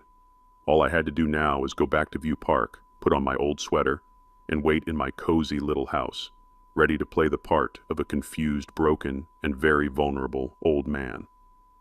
I was in the armchair when they arrived, the one Lucille had covered in that soft, worn chenille. I had the lights in the living room turned down low, just a single dim yellow lamp by my side. I had a copy of Ebony magazine from 1994 on my lap upside down. I'd practiced my breathing. Slow, a little shallow. I was the very picture of a man fading away. I heard the key scrape in the lock. Andre still had his key. The door flew open, hitting the wall with a bang that made me jump, which was perfect. Dad, Dad, are you here? Are you okay? Andre rushed in first, his face a mask of practiced theatrical worry. He was still tan from Bora Bora. He wore linen pants and an expensive unbuttoned shirt. He looked like a tourist. He stopped when he saw me, his eyes quickly scanning the dim room before landing on me. Dad, he breathed, rushing over to kneel at my feet. Oh my God, you're just sitting in the dark. We were so worried. He grabbed my hand. His was clammy despite the tan. Brooke glided in behind him. She was a vision in white linen, her blonde hair pulled back. She held a large, expensive straw bag. She didn't rush. She stood in the doorway, her arms crossed her eyes, doing the real work. She scanned the room, her gaze sharp, assessing. She was looking for signs. She was hunting. Andre San, I said, blinking slowly as if pulling myself up from a deep fog. You're back. What happened? Your honeymoon. We cut it short, Dad, Andre said, his voice dripping with false empathy. He squeezed my hand. We couldn't relax, not after we heard. We got a call from Cousin Thelma. She said you weren't well, Dad, that you were confused. Brooke finally moved, gliding forward, her face now arranged in a look of profound, gentle concern. It was a masterpiece of acting. Isaiah, she said, her voice a soft, sympathetic coo. She sat on the arm of the chair, not close enough to truly comfort, but close enough to loom. We are so sorry about the wedding. It was all just a terrible mix-up with the invitations. We feel just awful. I looked up at her, letting my eyes seem watery and unfocused. You do, of course, she said, patting my shoulder. But, Isaiah, Thelma said something else. She said you were very upset, that you thought you'd lost something. I flinched. I looked away from her toward the cold fireplace as if in deep shame. I don't know what she's talking about. I'm just tired. Dad, Andre cut in. His impatience was a sharp blade under the velvet of his concern. Dad, listen to me. Thelma said you lost something. Something important. She said you kept rambling about a gift. A check. I squeezed my eyes shut. I put my hand to my temple. Oh, I whispered. That. It's all so foggy. My mind, it just hasn't been right since that night. I missed it. I let my voice crack. I missed my son's wedding. I went to the wrong place. We know, Dad. We know, Andre said, patting my knee. His eyes, however, were not kind. They were sharp. They were hungry. But this check, Dad. Let's focus on the check. We need to help you. Did you write a check? I looked up, my eyes wide with what I hoped looked like dawning horror. Yes, a check. A wedding gift. I had it in my suit pocket. The good one. The Brioni suit. Brooke's eyes flashed. I saw it. The name registered. Brioni. A postman in a Brioni suit. The first crack in their narrative. She filed it away, but the greed was stronger. I went to the restaurant. I continued, my voice frail. The dark restaurant. And I was so upset. I came home, and the envelope, it was gone. Just gone. Gone! Brooke's voice was a sharp squeak. She forgot to sound sympathetic. You mean, you lost it? You just lost it? I think so, I said, wringing my hands. I'm so stupid. I'm so old and stupid. No, Isaiah, you're not stupid, Brooke said, her voice sliding back into its silken sheath. She knelt next to Andre, putting her perfectly manicured hand on my other arm. They were on either side of me, a two-person cage. We just need to help you retrace your steps. This check, it's vital we know the amount, so we can, cancel it with the bank. Yes, Andre said a little too quickly. The amount, Dad. Try to remember, for the bank, how much was it? This was the moment, the hook, the line, the sinker. I looked up, my eyes wide and lost. The amount. Oh dear, that's the worst part. I can't quite. It was a lot. I'd been saving for so long. I wanted to set you up for your new life. Brooke was barely breathing. She was leaning so close I could smell the faint scent of coconut from her sunscreen. How much Isaiah tried to remember? Was it $10,000? I shook my head, my eyes squeezed shut. No more than that. 50,000. Andre pushed his voice tight. I don't think so, I whispered.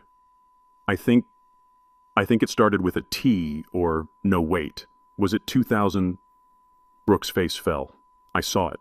The mask slipped. The disappointment was so naked, so profound, it was almost comical. 2,000. All this for 2,000. No wait, I said, my eyes flying open as if in a sudden painful jolt of memory. That's not right. Two. Oh Lord, I'm so confused. I think it was 2 million. The silence in the room was absolute. It was so quiet I could hear the hum of the refrigerator in the kitchen. Brooke made a small sound in the back of her throat, a gasp that was swallowed before it could become a scream. Andre's hand, which was still on my knee, tightened like a vice. His knuckles went white. 2 million, he repeated. His voice was a strangled whisper. I think so, I said.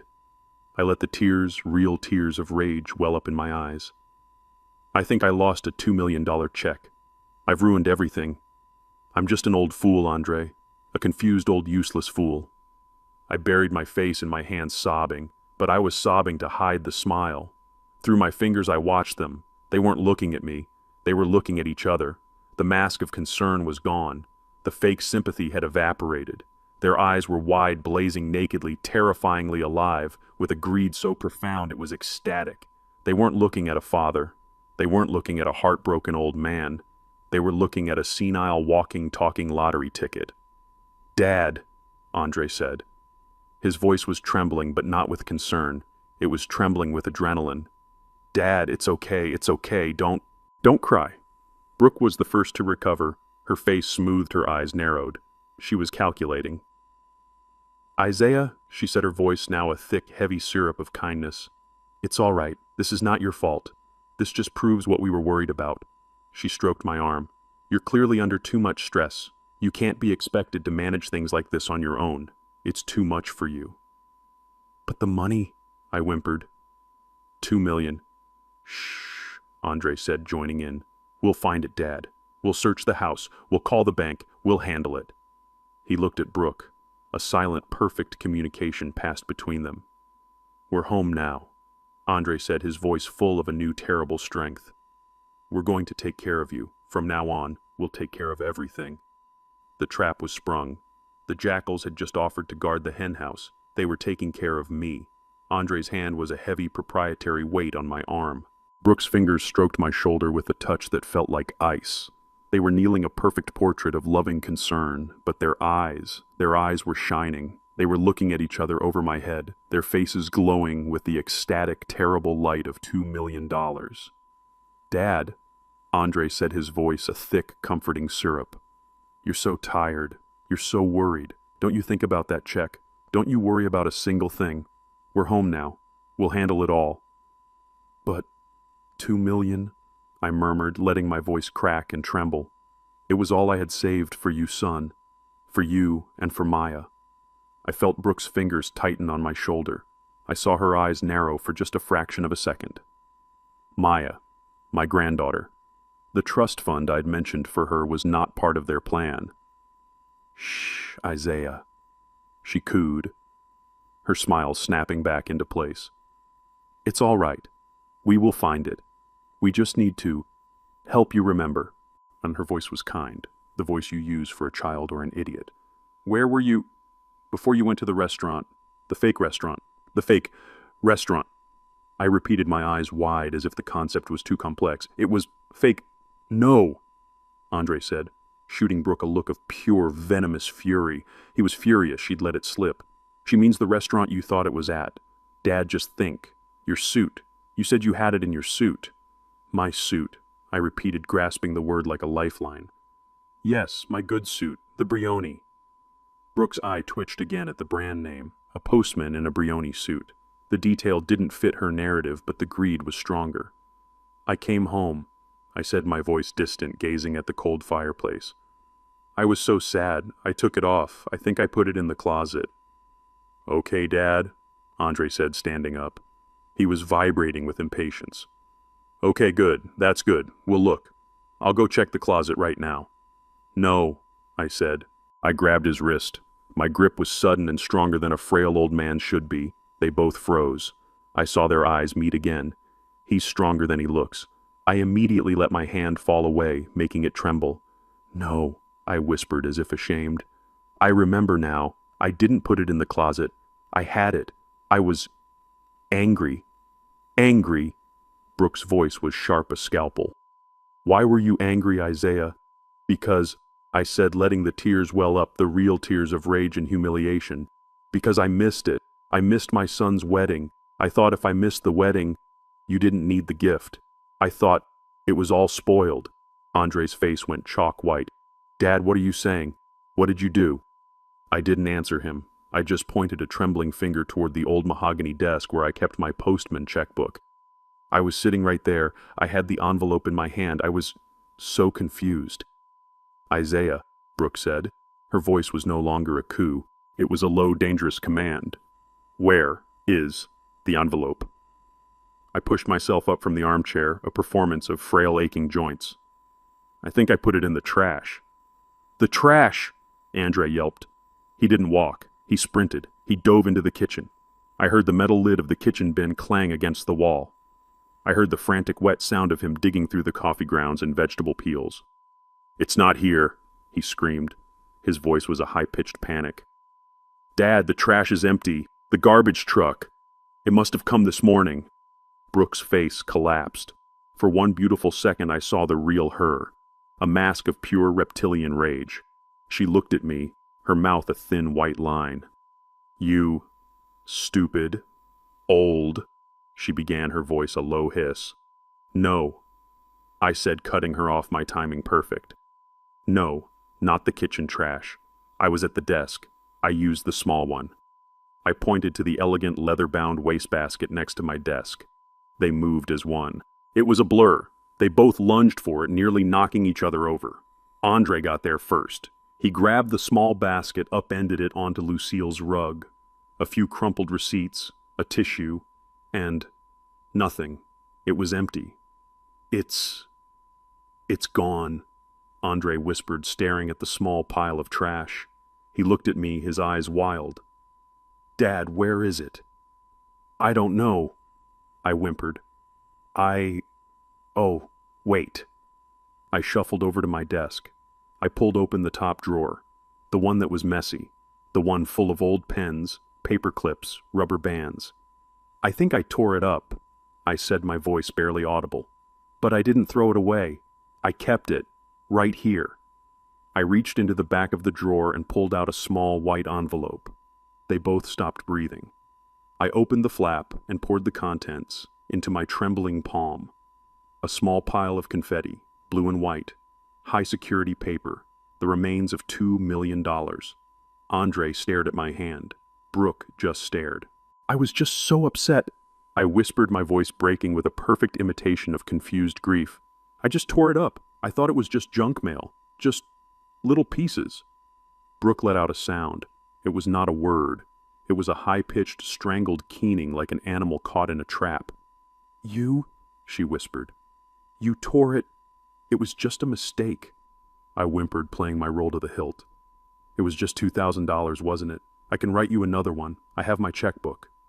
I began to shuffle back toward the desk. 2,000. Andre's voice wasn't a whisper. It wasn't a question. It was a roar. It exploded out of him, a sound of such profound, agonizing loss that it rattled the photo frames on the mantel. 2,000! He screamed, his face turning a dark, mottled purple. Brooke was on her knees, frantically snatching the pieces from the rug where I'd accidentally dropped them. Andre, look, she shrieked, her voice cracking. This H, this M, Andre, he's right. Oh my God, look at the number. Andre snatched the pieces from her. His hands were shaking so violently he could barely hold them. He held two of the scraps under the dim lamplight. I saw the piece he was holding. It had a 2 followed by 3 zeros, and another piece right next to it with more zeros. No, Andre whispered. No, no, no, no. He turned to me. His eyes were no longer filled with fake concern. They were the eyes of a wolf. He grabbed me by the shoulders of my old sweater, shoving me back. Dad, what did you do? That wasn't 2,000. That was $2 million. You tore up $2 million. His shout echoed through the small, quiet house. Brooke just sank to the floor, not in a faint, in a boneless heap. 2 million, she was saying over and over again, her voice dead. He tore up 2 million. 2 million. I let my jaw drop. I looked at him, my eyes wide with a perfect mask of senile terror. 2 million, son. No, that can't be right. My checkbook, it can't, would never. 2 million. I clutched my chest. Oh, my heart, I must have made a terrible mistake. A typo on the check. Oh, God. 2 million. My confession was the final nail. Andre let go of me, shoving me back into the armchair. He was panting, his eyes wild. He looked at Brooke, who was still on the floor, rocking. He looked at the confetti in his hand. He's lost it, Andre said. His voice was flat, dead. All the rage was gone, replaced by a terrifying, cold resolution. He's completely gone. He doesn't even know what he's doing. Brooke looked up at him. Her face was a terrifying, tear-streaked mask of fury and sudden dawning opportunity. Yes, she whispered, a new sharp light coming into her eyes. Yes, he is. This is it, Andre. This is exactly what the lawyer said we needed. This is the proof. Andre nodded slowly. He looked at me. He was no longer seeing a father.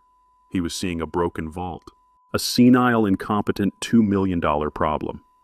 It's okay, Dad, he said, his voice now chillingly calm, soothing. You just rest. Don't worry about the check. Brooke and I, we're going to make some calls. We're going to get you some help.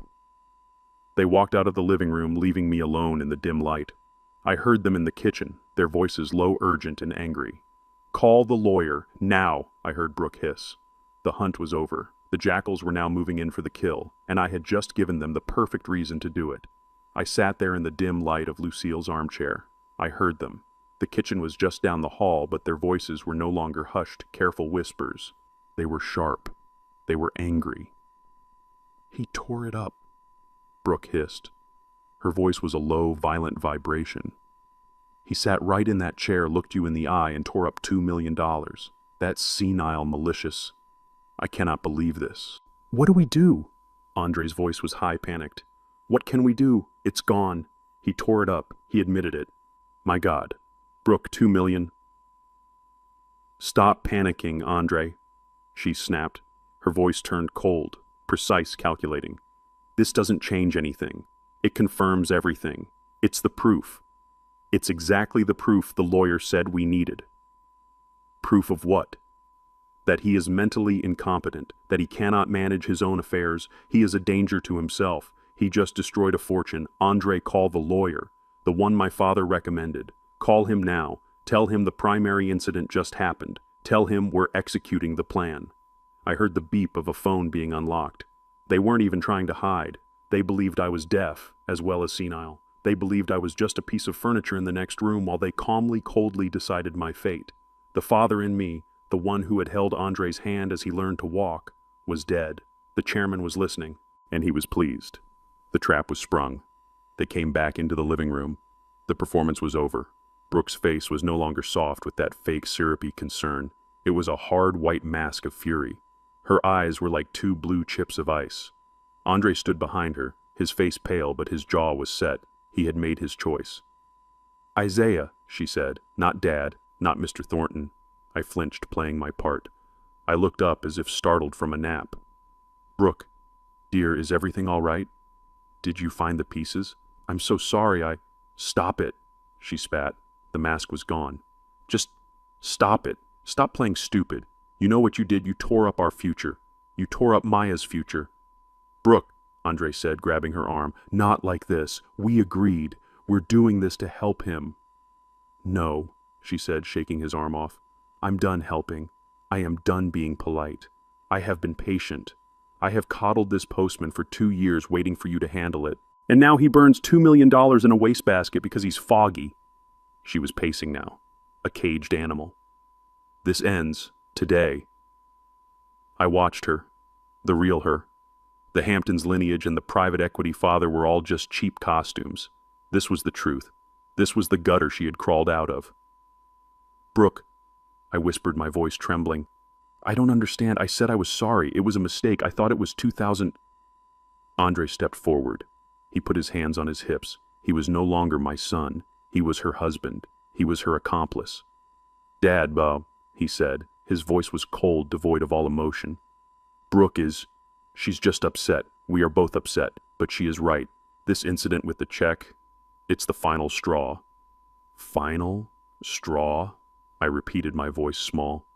"We've been worried about you for months, Dad," he said, weaving the narrative I had so carefully fed him. "Ever since you started forgetting things. The missed wedding, that was the big one. We thought we could manage it. We thought we could help you, but this—" He gestured wildly at the desk, at the confetti on the floor. "Tearing up $2 million. You're a danger to yourself. You're a danger to your own finances."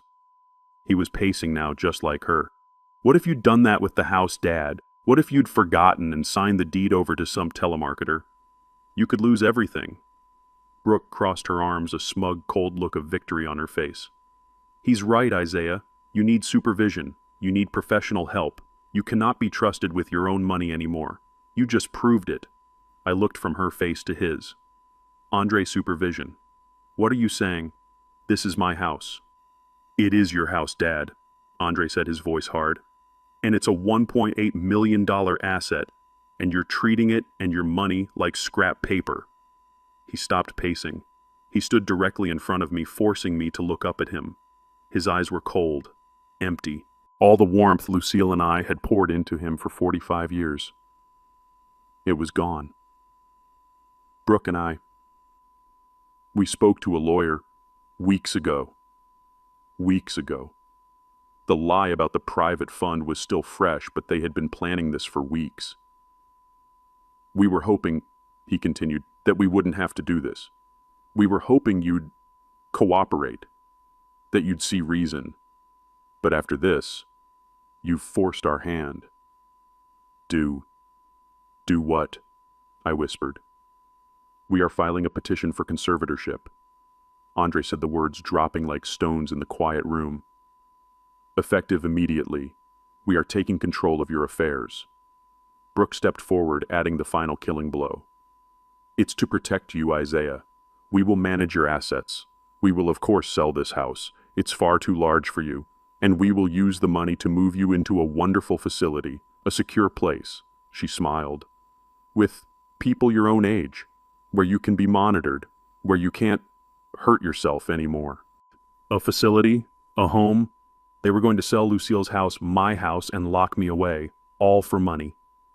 "A home," I said, my voice breaking. "You're putting me in a home." Andre couldn't look at me. He stared at the wall over my head. "It's the only way, Dad. It's for your own good. We're taking over. The lawyer is drawing up the papers as we speak. He'll be here tomorrow with the petition. It's done." They stood there, triumphant. The jackals. They'd just cornered the old lion. They thought the fight was over. They thought they'd won. I let the silence sit. I let them enjoy their victory for a long, cold moment. I looked at my son, the boy I raised, now a stranger. I looked at the viper he married. I let my body tremble. I looked up, my eyes wide and full of fear. "A lawyer tomorrow," I said, my voice a frail whisper. "Oh dear, that's so sudden. I guess I should call my lawyer too then." Brooke actually laughed, a short, ugly barking sound. "Your lawyer? What lawyer, Isaiah?" "The guy who wrote your 1995 will. He's probably dead just like your mind. It doesn't matter who you call. It's done. We're in charge now." I nodded slowly. I looked down at my hands. "Oh, he's not dead," I whispered as if to myself. "No, he's very much alive. He's very good. I should call him. I should call Jules." Andre frowned. "Jules? Who's Jules?" "Julian Griffin," I said, still whispering. "My old friend. He handles my paperwork. I think I should call him." Brooke rolled her eyes and turned away, dismissing me. "Call whoever you want, old man. It won't change a thing." "Call whoever you want, old man," Brooke scoffed. She turned her back on me, a gesture of pure final dismissal. It won't change a thing. Andre, let's go to the kitchen. We need to call my father and tell him the good news. He'll be so relieved we're finally handling this. Good news. I whimpered, the tremor in my voice perfectly rehearsed, putting me in a home. It's good news for us, Isaiah, she said without even looking back. It means we can finally move forward. Andre hesitated. He looked at me, his face a mask of conflict. I saw a flicker of something. Guilt. Pity it didn't matter. It was too weak. He turned and followed his wife. Brooke, wait. At that exact moment, the doorbell rang. It wasn't a gentle knock. It was a sharp, clean, authoritative chime. Andre and Brooke froze in the hallway. Who is that? Brooke snapped, clearly irritated by the interruption to her victory. Are you expecting someone?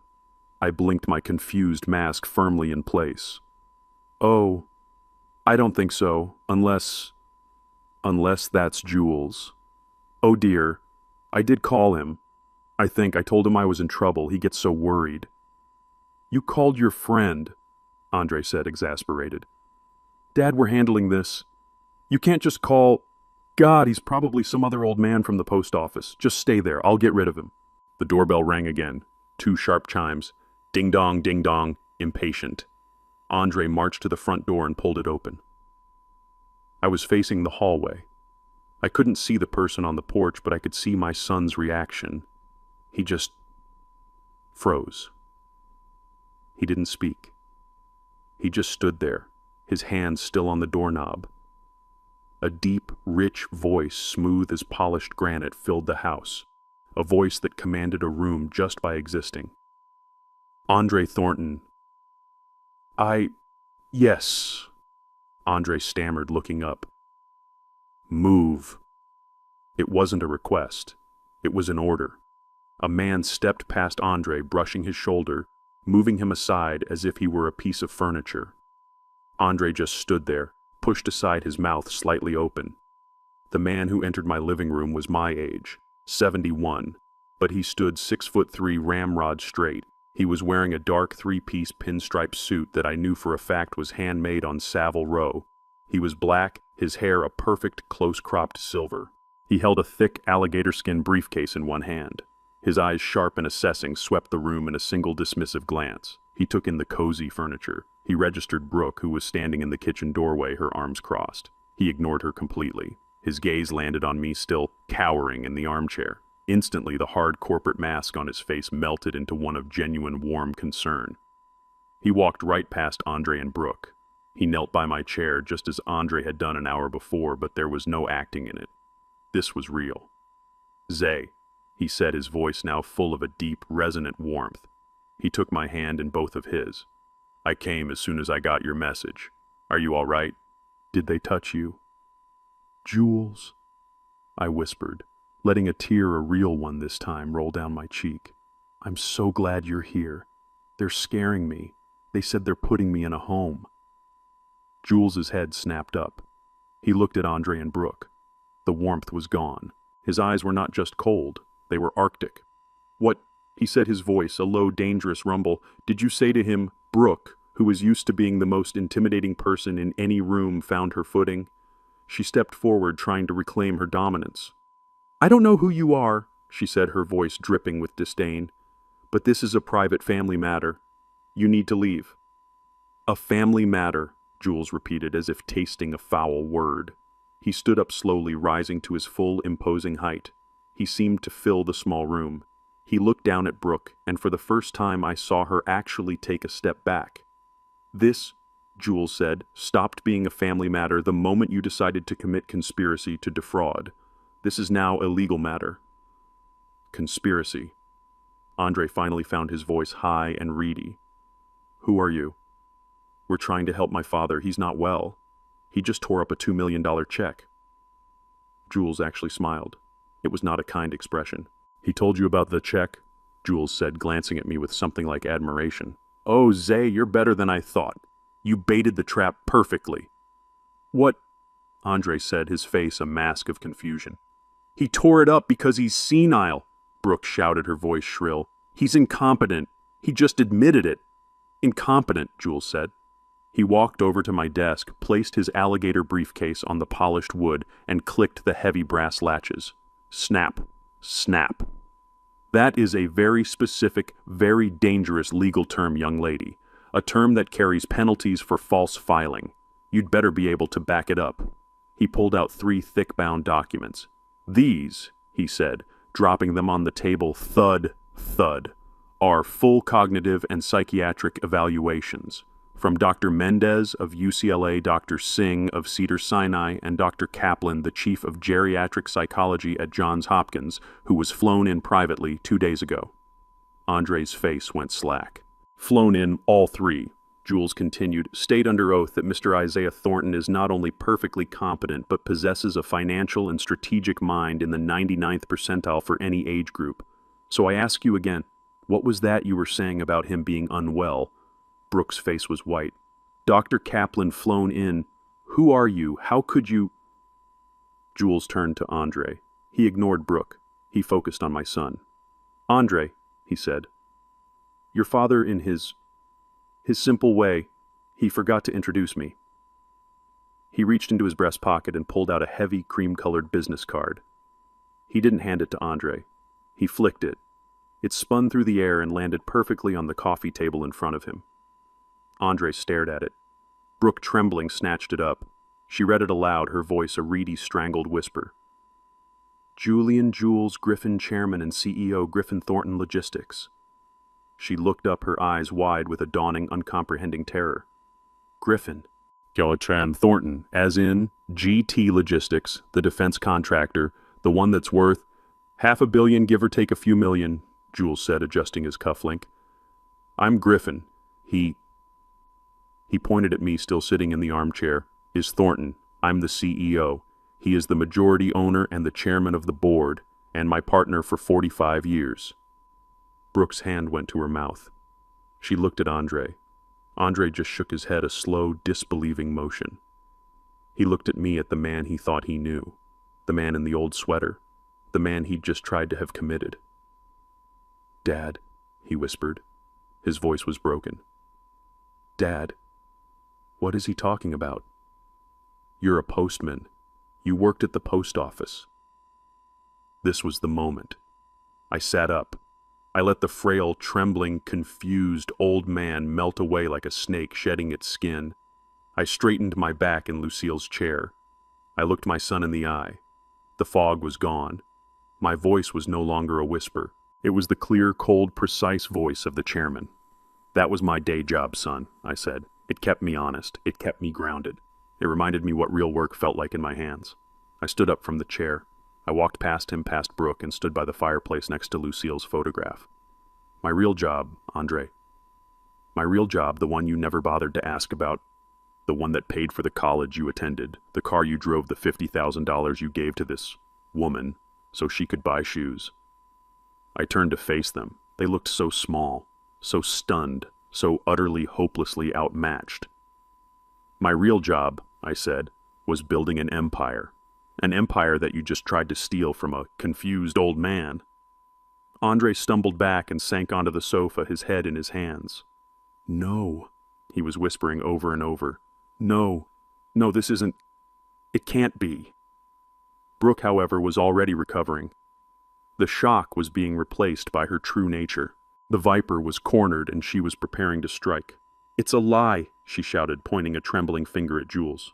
He's lying. This is a trick. You're trying to cheat us. You're conspiring against us. Jules laughed, a deep, genuine, booming laugh that startled her. Cheat you, ma'am. You came into this house, a house we hold the title to defraud a man who is personally worth more than your entire bankrupt family tree. You are a minnow attempting to swallow a whale. The time for tricks is over. Now we talk about consequences. Jules picked up his briefcase, walked over to me, and handed me the alligator skin case. I set it on the mantel and opened it. Andre looked up, his face ashen. Dad, please. I didn't know. I just thought you were sick. That, I said, pulling out the first file, the Kroll report, is the biggest lie of all. You did know. You knew I was your father. And that should have been enough. I threw the file onto the coffee table in front of him. It landed with a heavy final thud. Now, I said, let's talk about that $50,000 loan. Jules let out a long, slow breath. The sound was full of contempt. He looked at Brooke, who was still standing, her face a mask of white-hot rage and disbelief. So, Jules said, his voice casual as if discussing the weather, the petition for conservatorship is dead on arrival. Any lawyer who files it knowing these psychiatric evaluations exist would be facing disbarment. You will not touch Mr. Thornton's mind. He then picked up the first document I had signed, the deed transfer. Now let's discuss the primary asset you were attempting to, as you said, manage, this house. Andre, who had been sitting like a stone on the sofa, finally looked up. His eyes were hollow. My mother's house, he whispered. No, Jules said, his voice sharp. Not anymore. As of 9:04 a.m. yesterday morning, this property, 4115 View Park Drive, along with the land it sits on, was legally and irrevocably transferred. Brooke's head snapped toward him, her eyes wide with animal panic. Transferred to who you... She was looking at Jules, thinking he had scammed me. She was looking for an angle, a way to turn this. To me? Jules actually laughed. No, Ms. Davenport, not to me. Mr. Thornton is far too intelligent for that. He transferred it into the Maya Thornton Irrevocable Education Trust. The name hung in the air. Maya, my granddaughter. This house, Jules continued, placing the document on the coffee table with a soft thud, now belongs to Mr. Thornton's granddaughter. Its value will be used upon her majority for her education and her future. I am the trustee. Mr. Thornton, he nodded at me, is the sole administrator. You, Andre Thornton, and you, Brooke Davenport, are explicitly barred from residing here. You are barred from using this property as collateral, and you are barred from receiving 1 single cent from its eventual sale. You have no claim. You have no rights. You have no standing.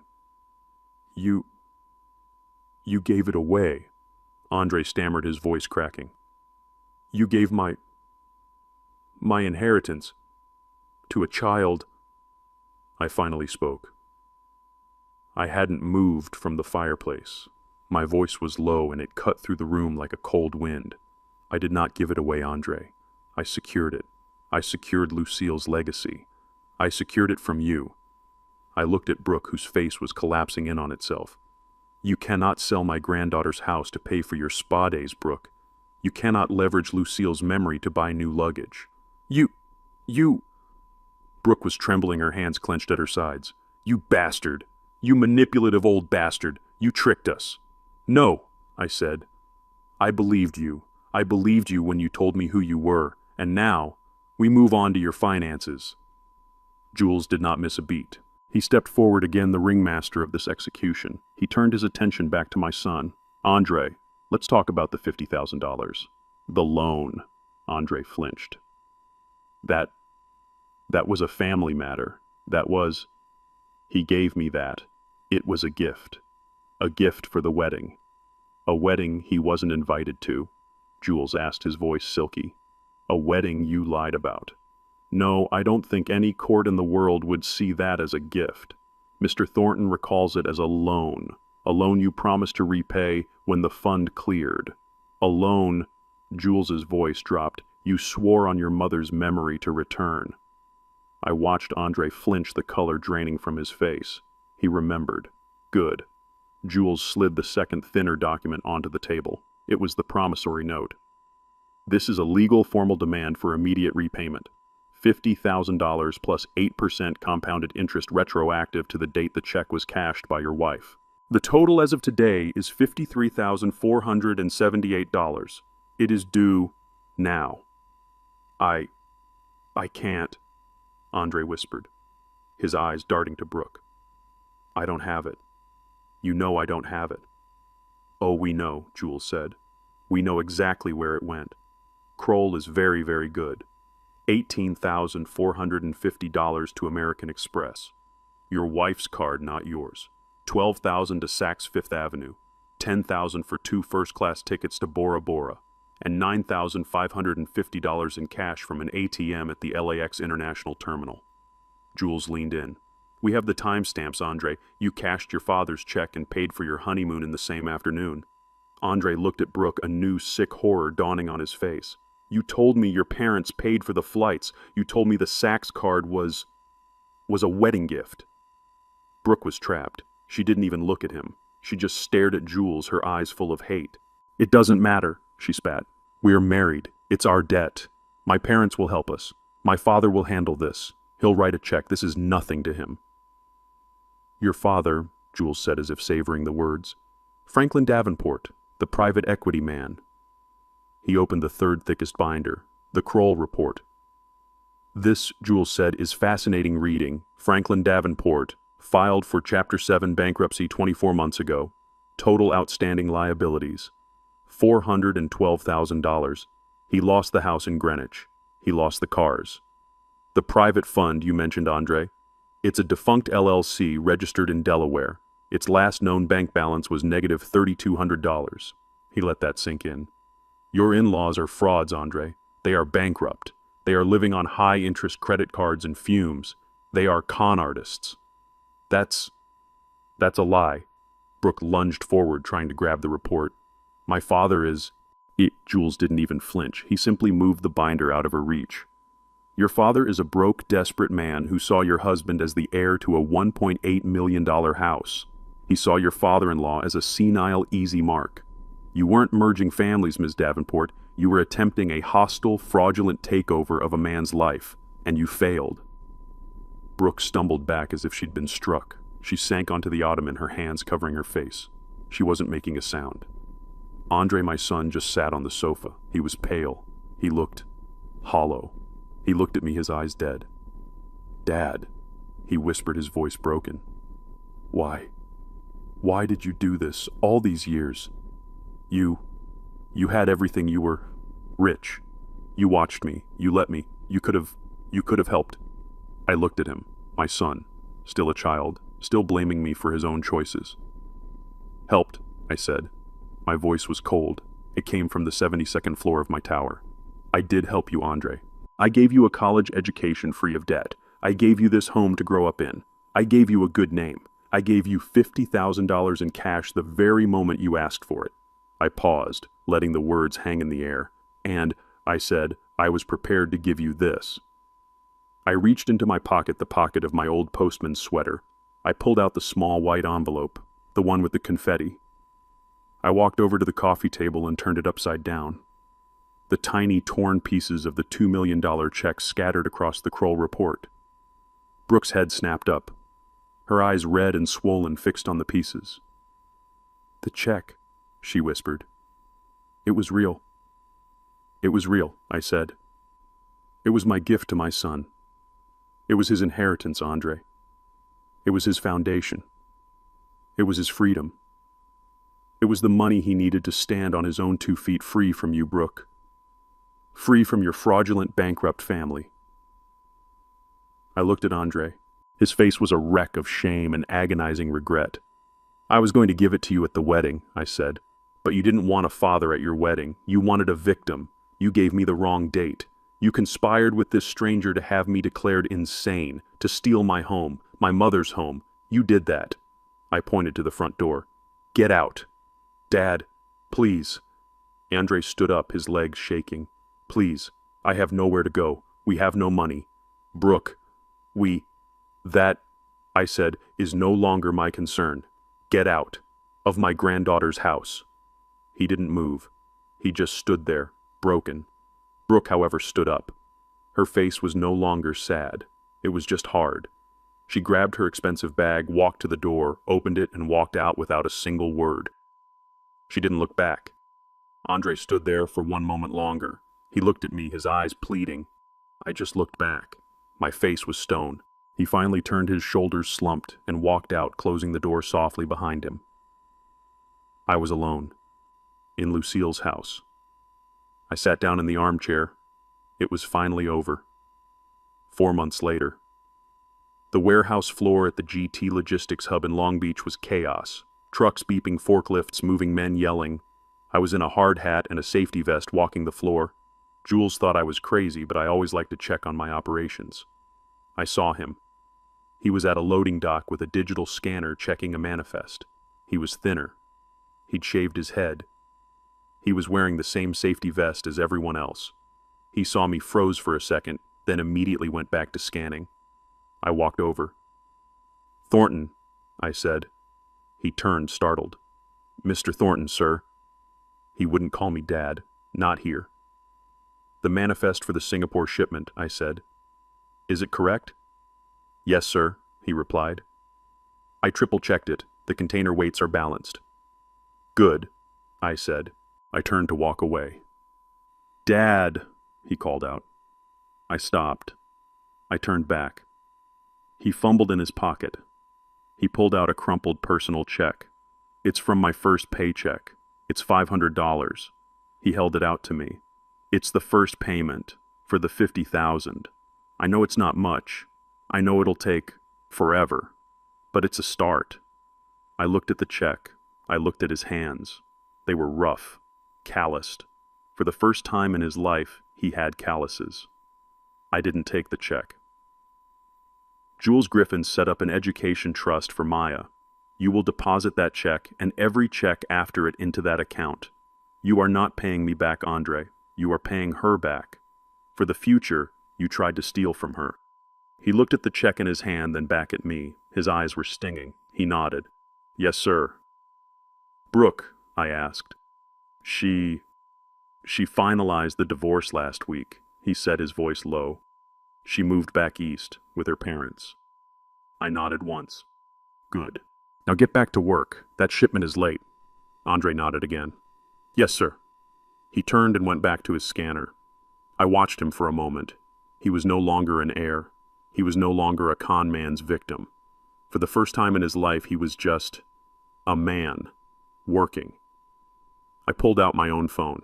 My lock screen was a picture of Maya laughing, her head thrown back. The legacy was secure. I smiled.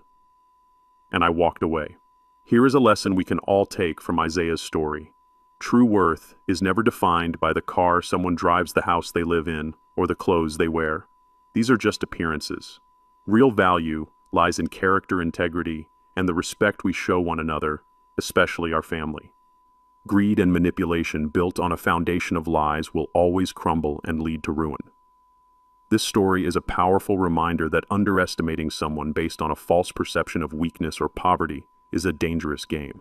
The quietest person in the room is often the most powerful, and their dignity is an inheritance that can never be stolen.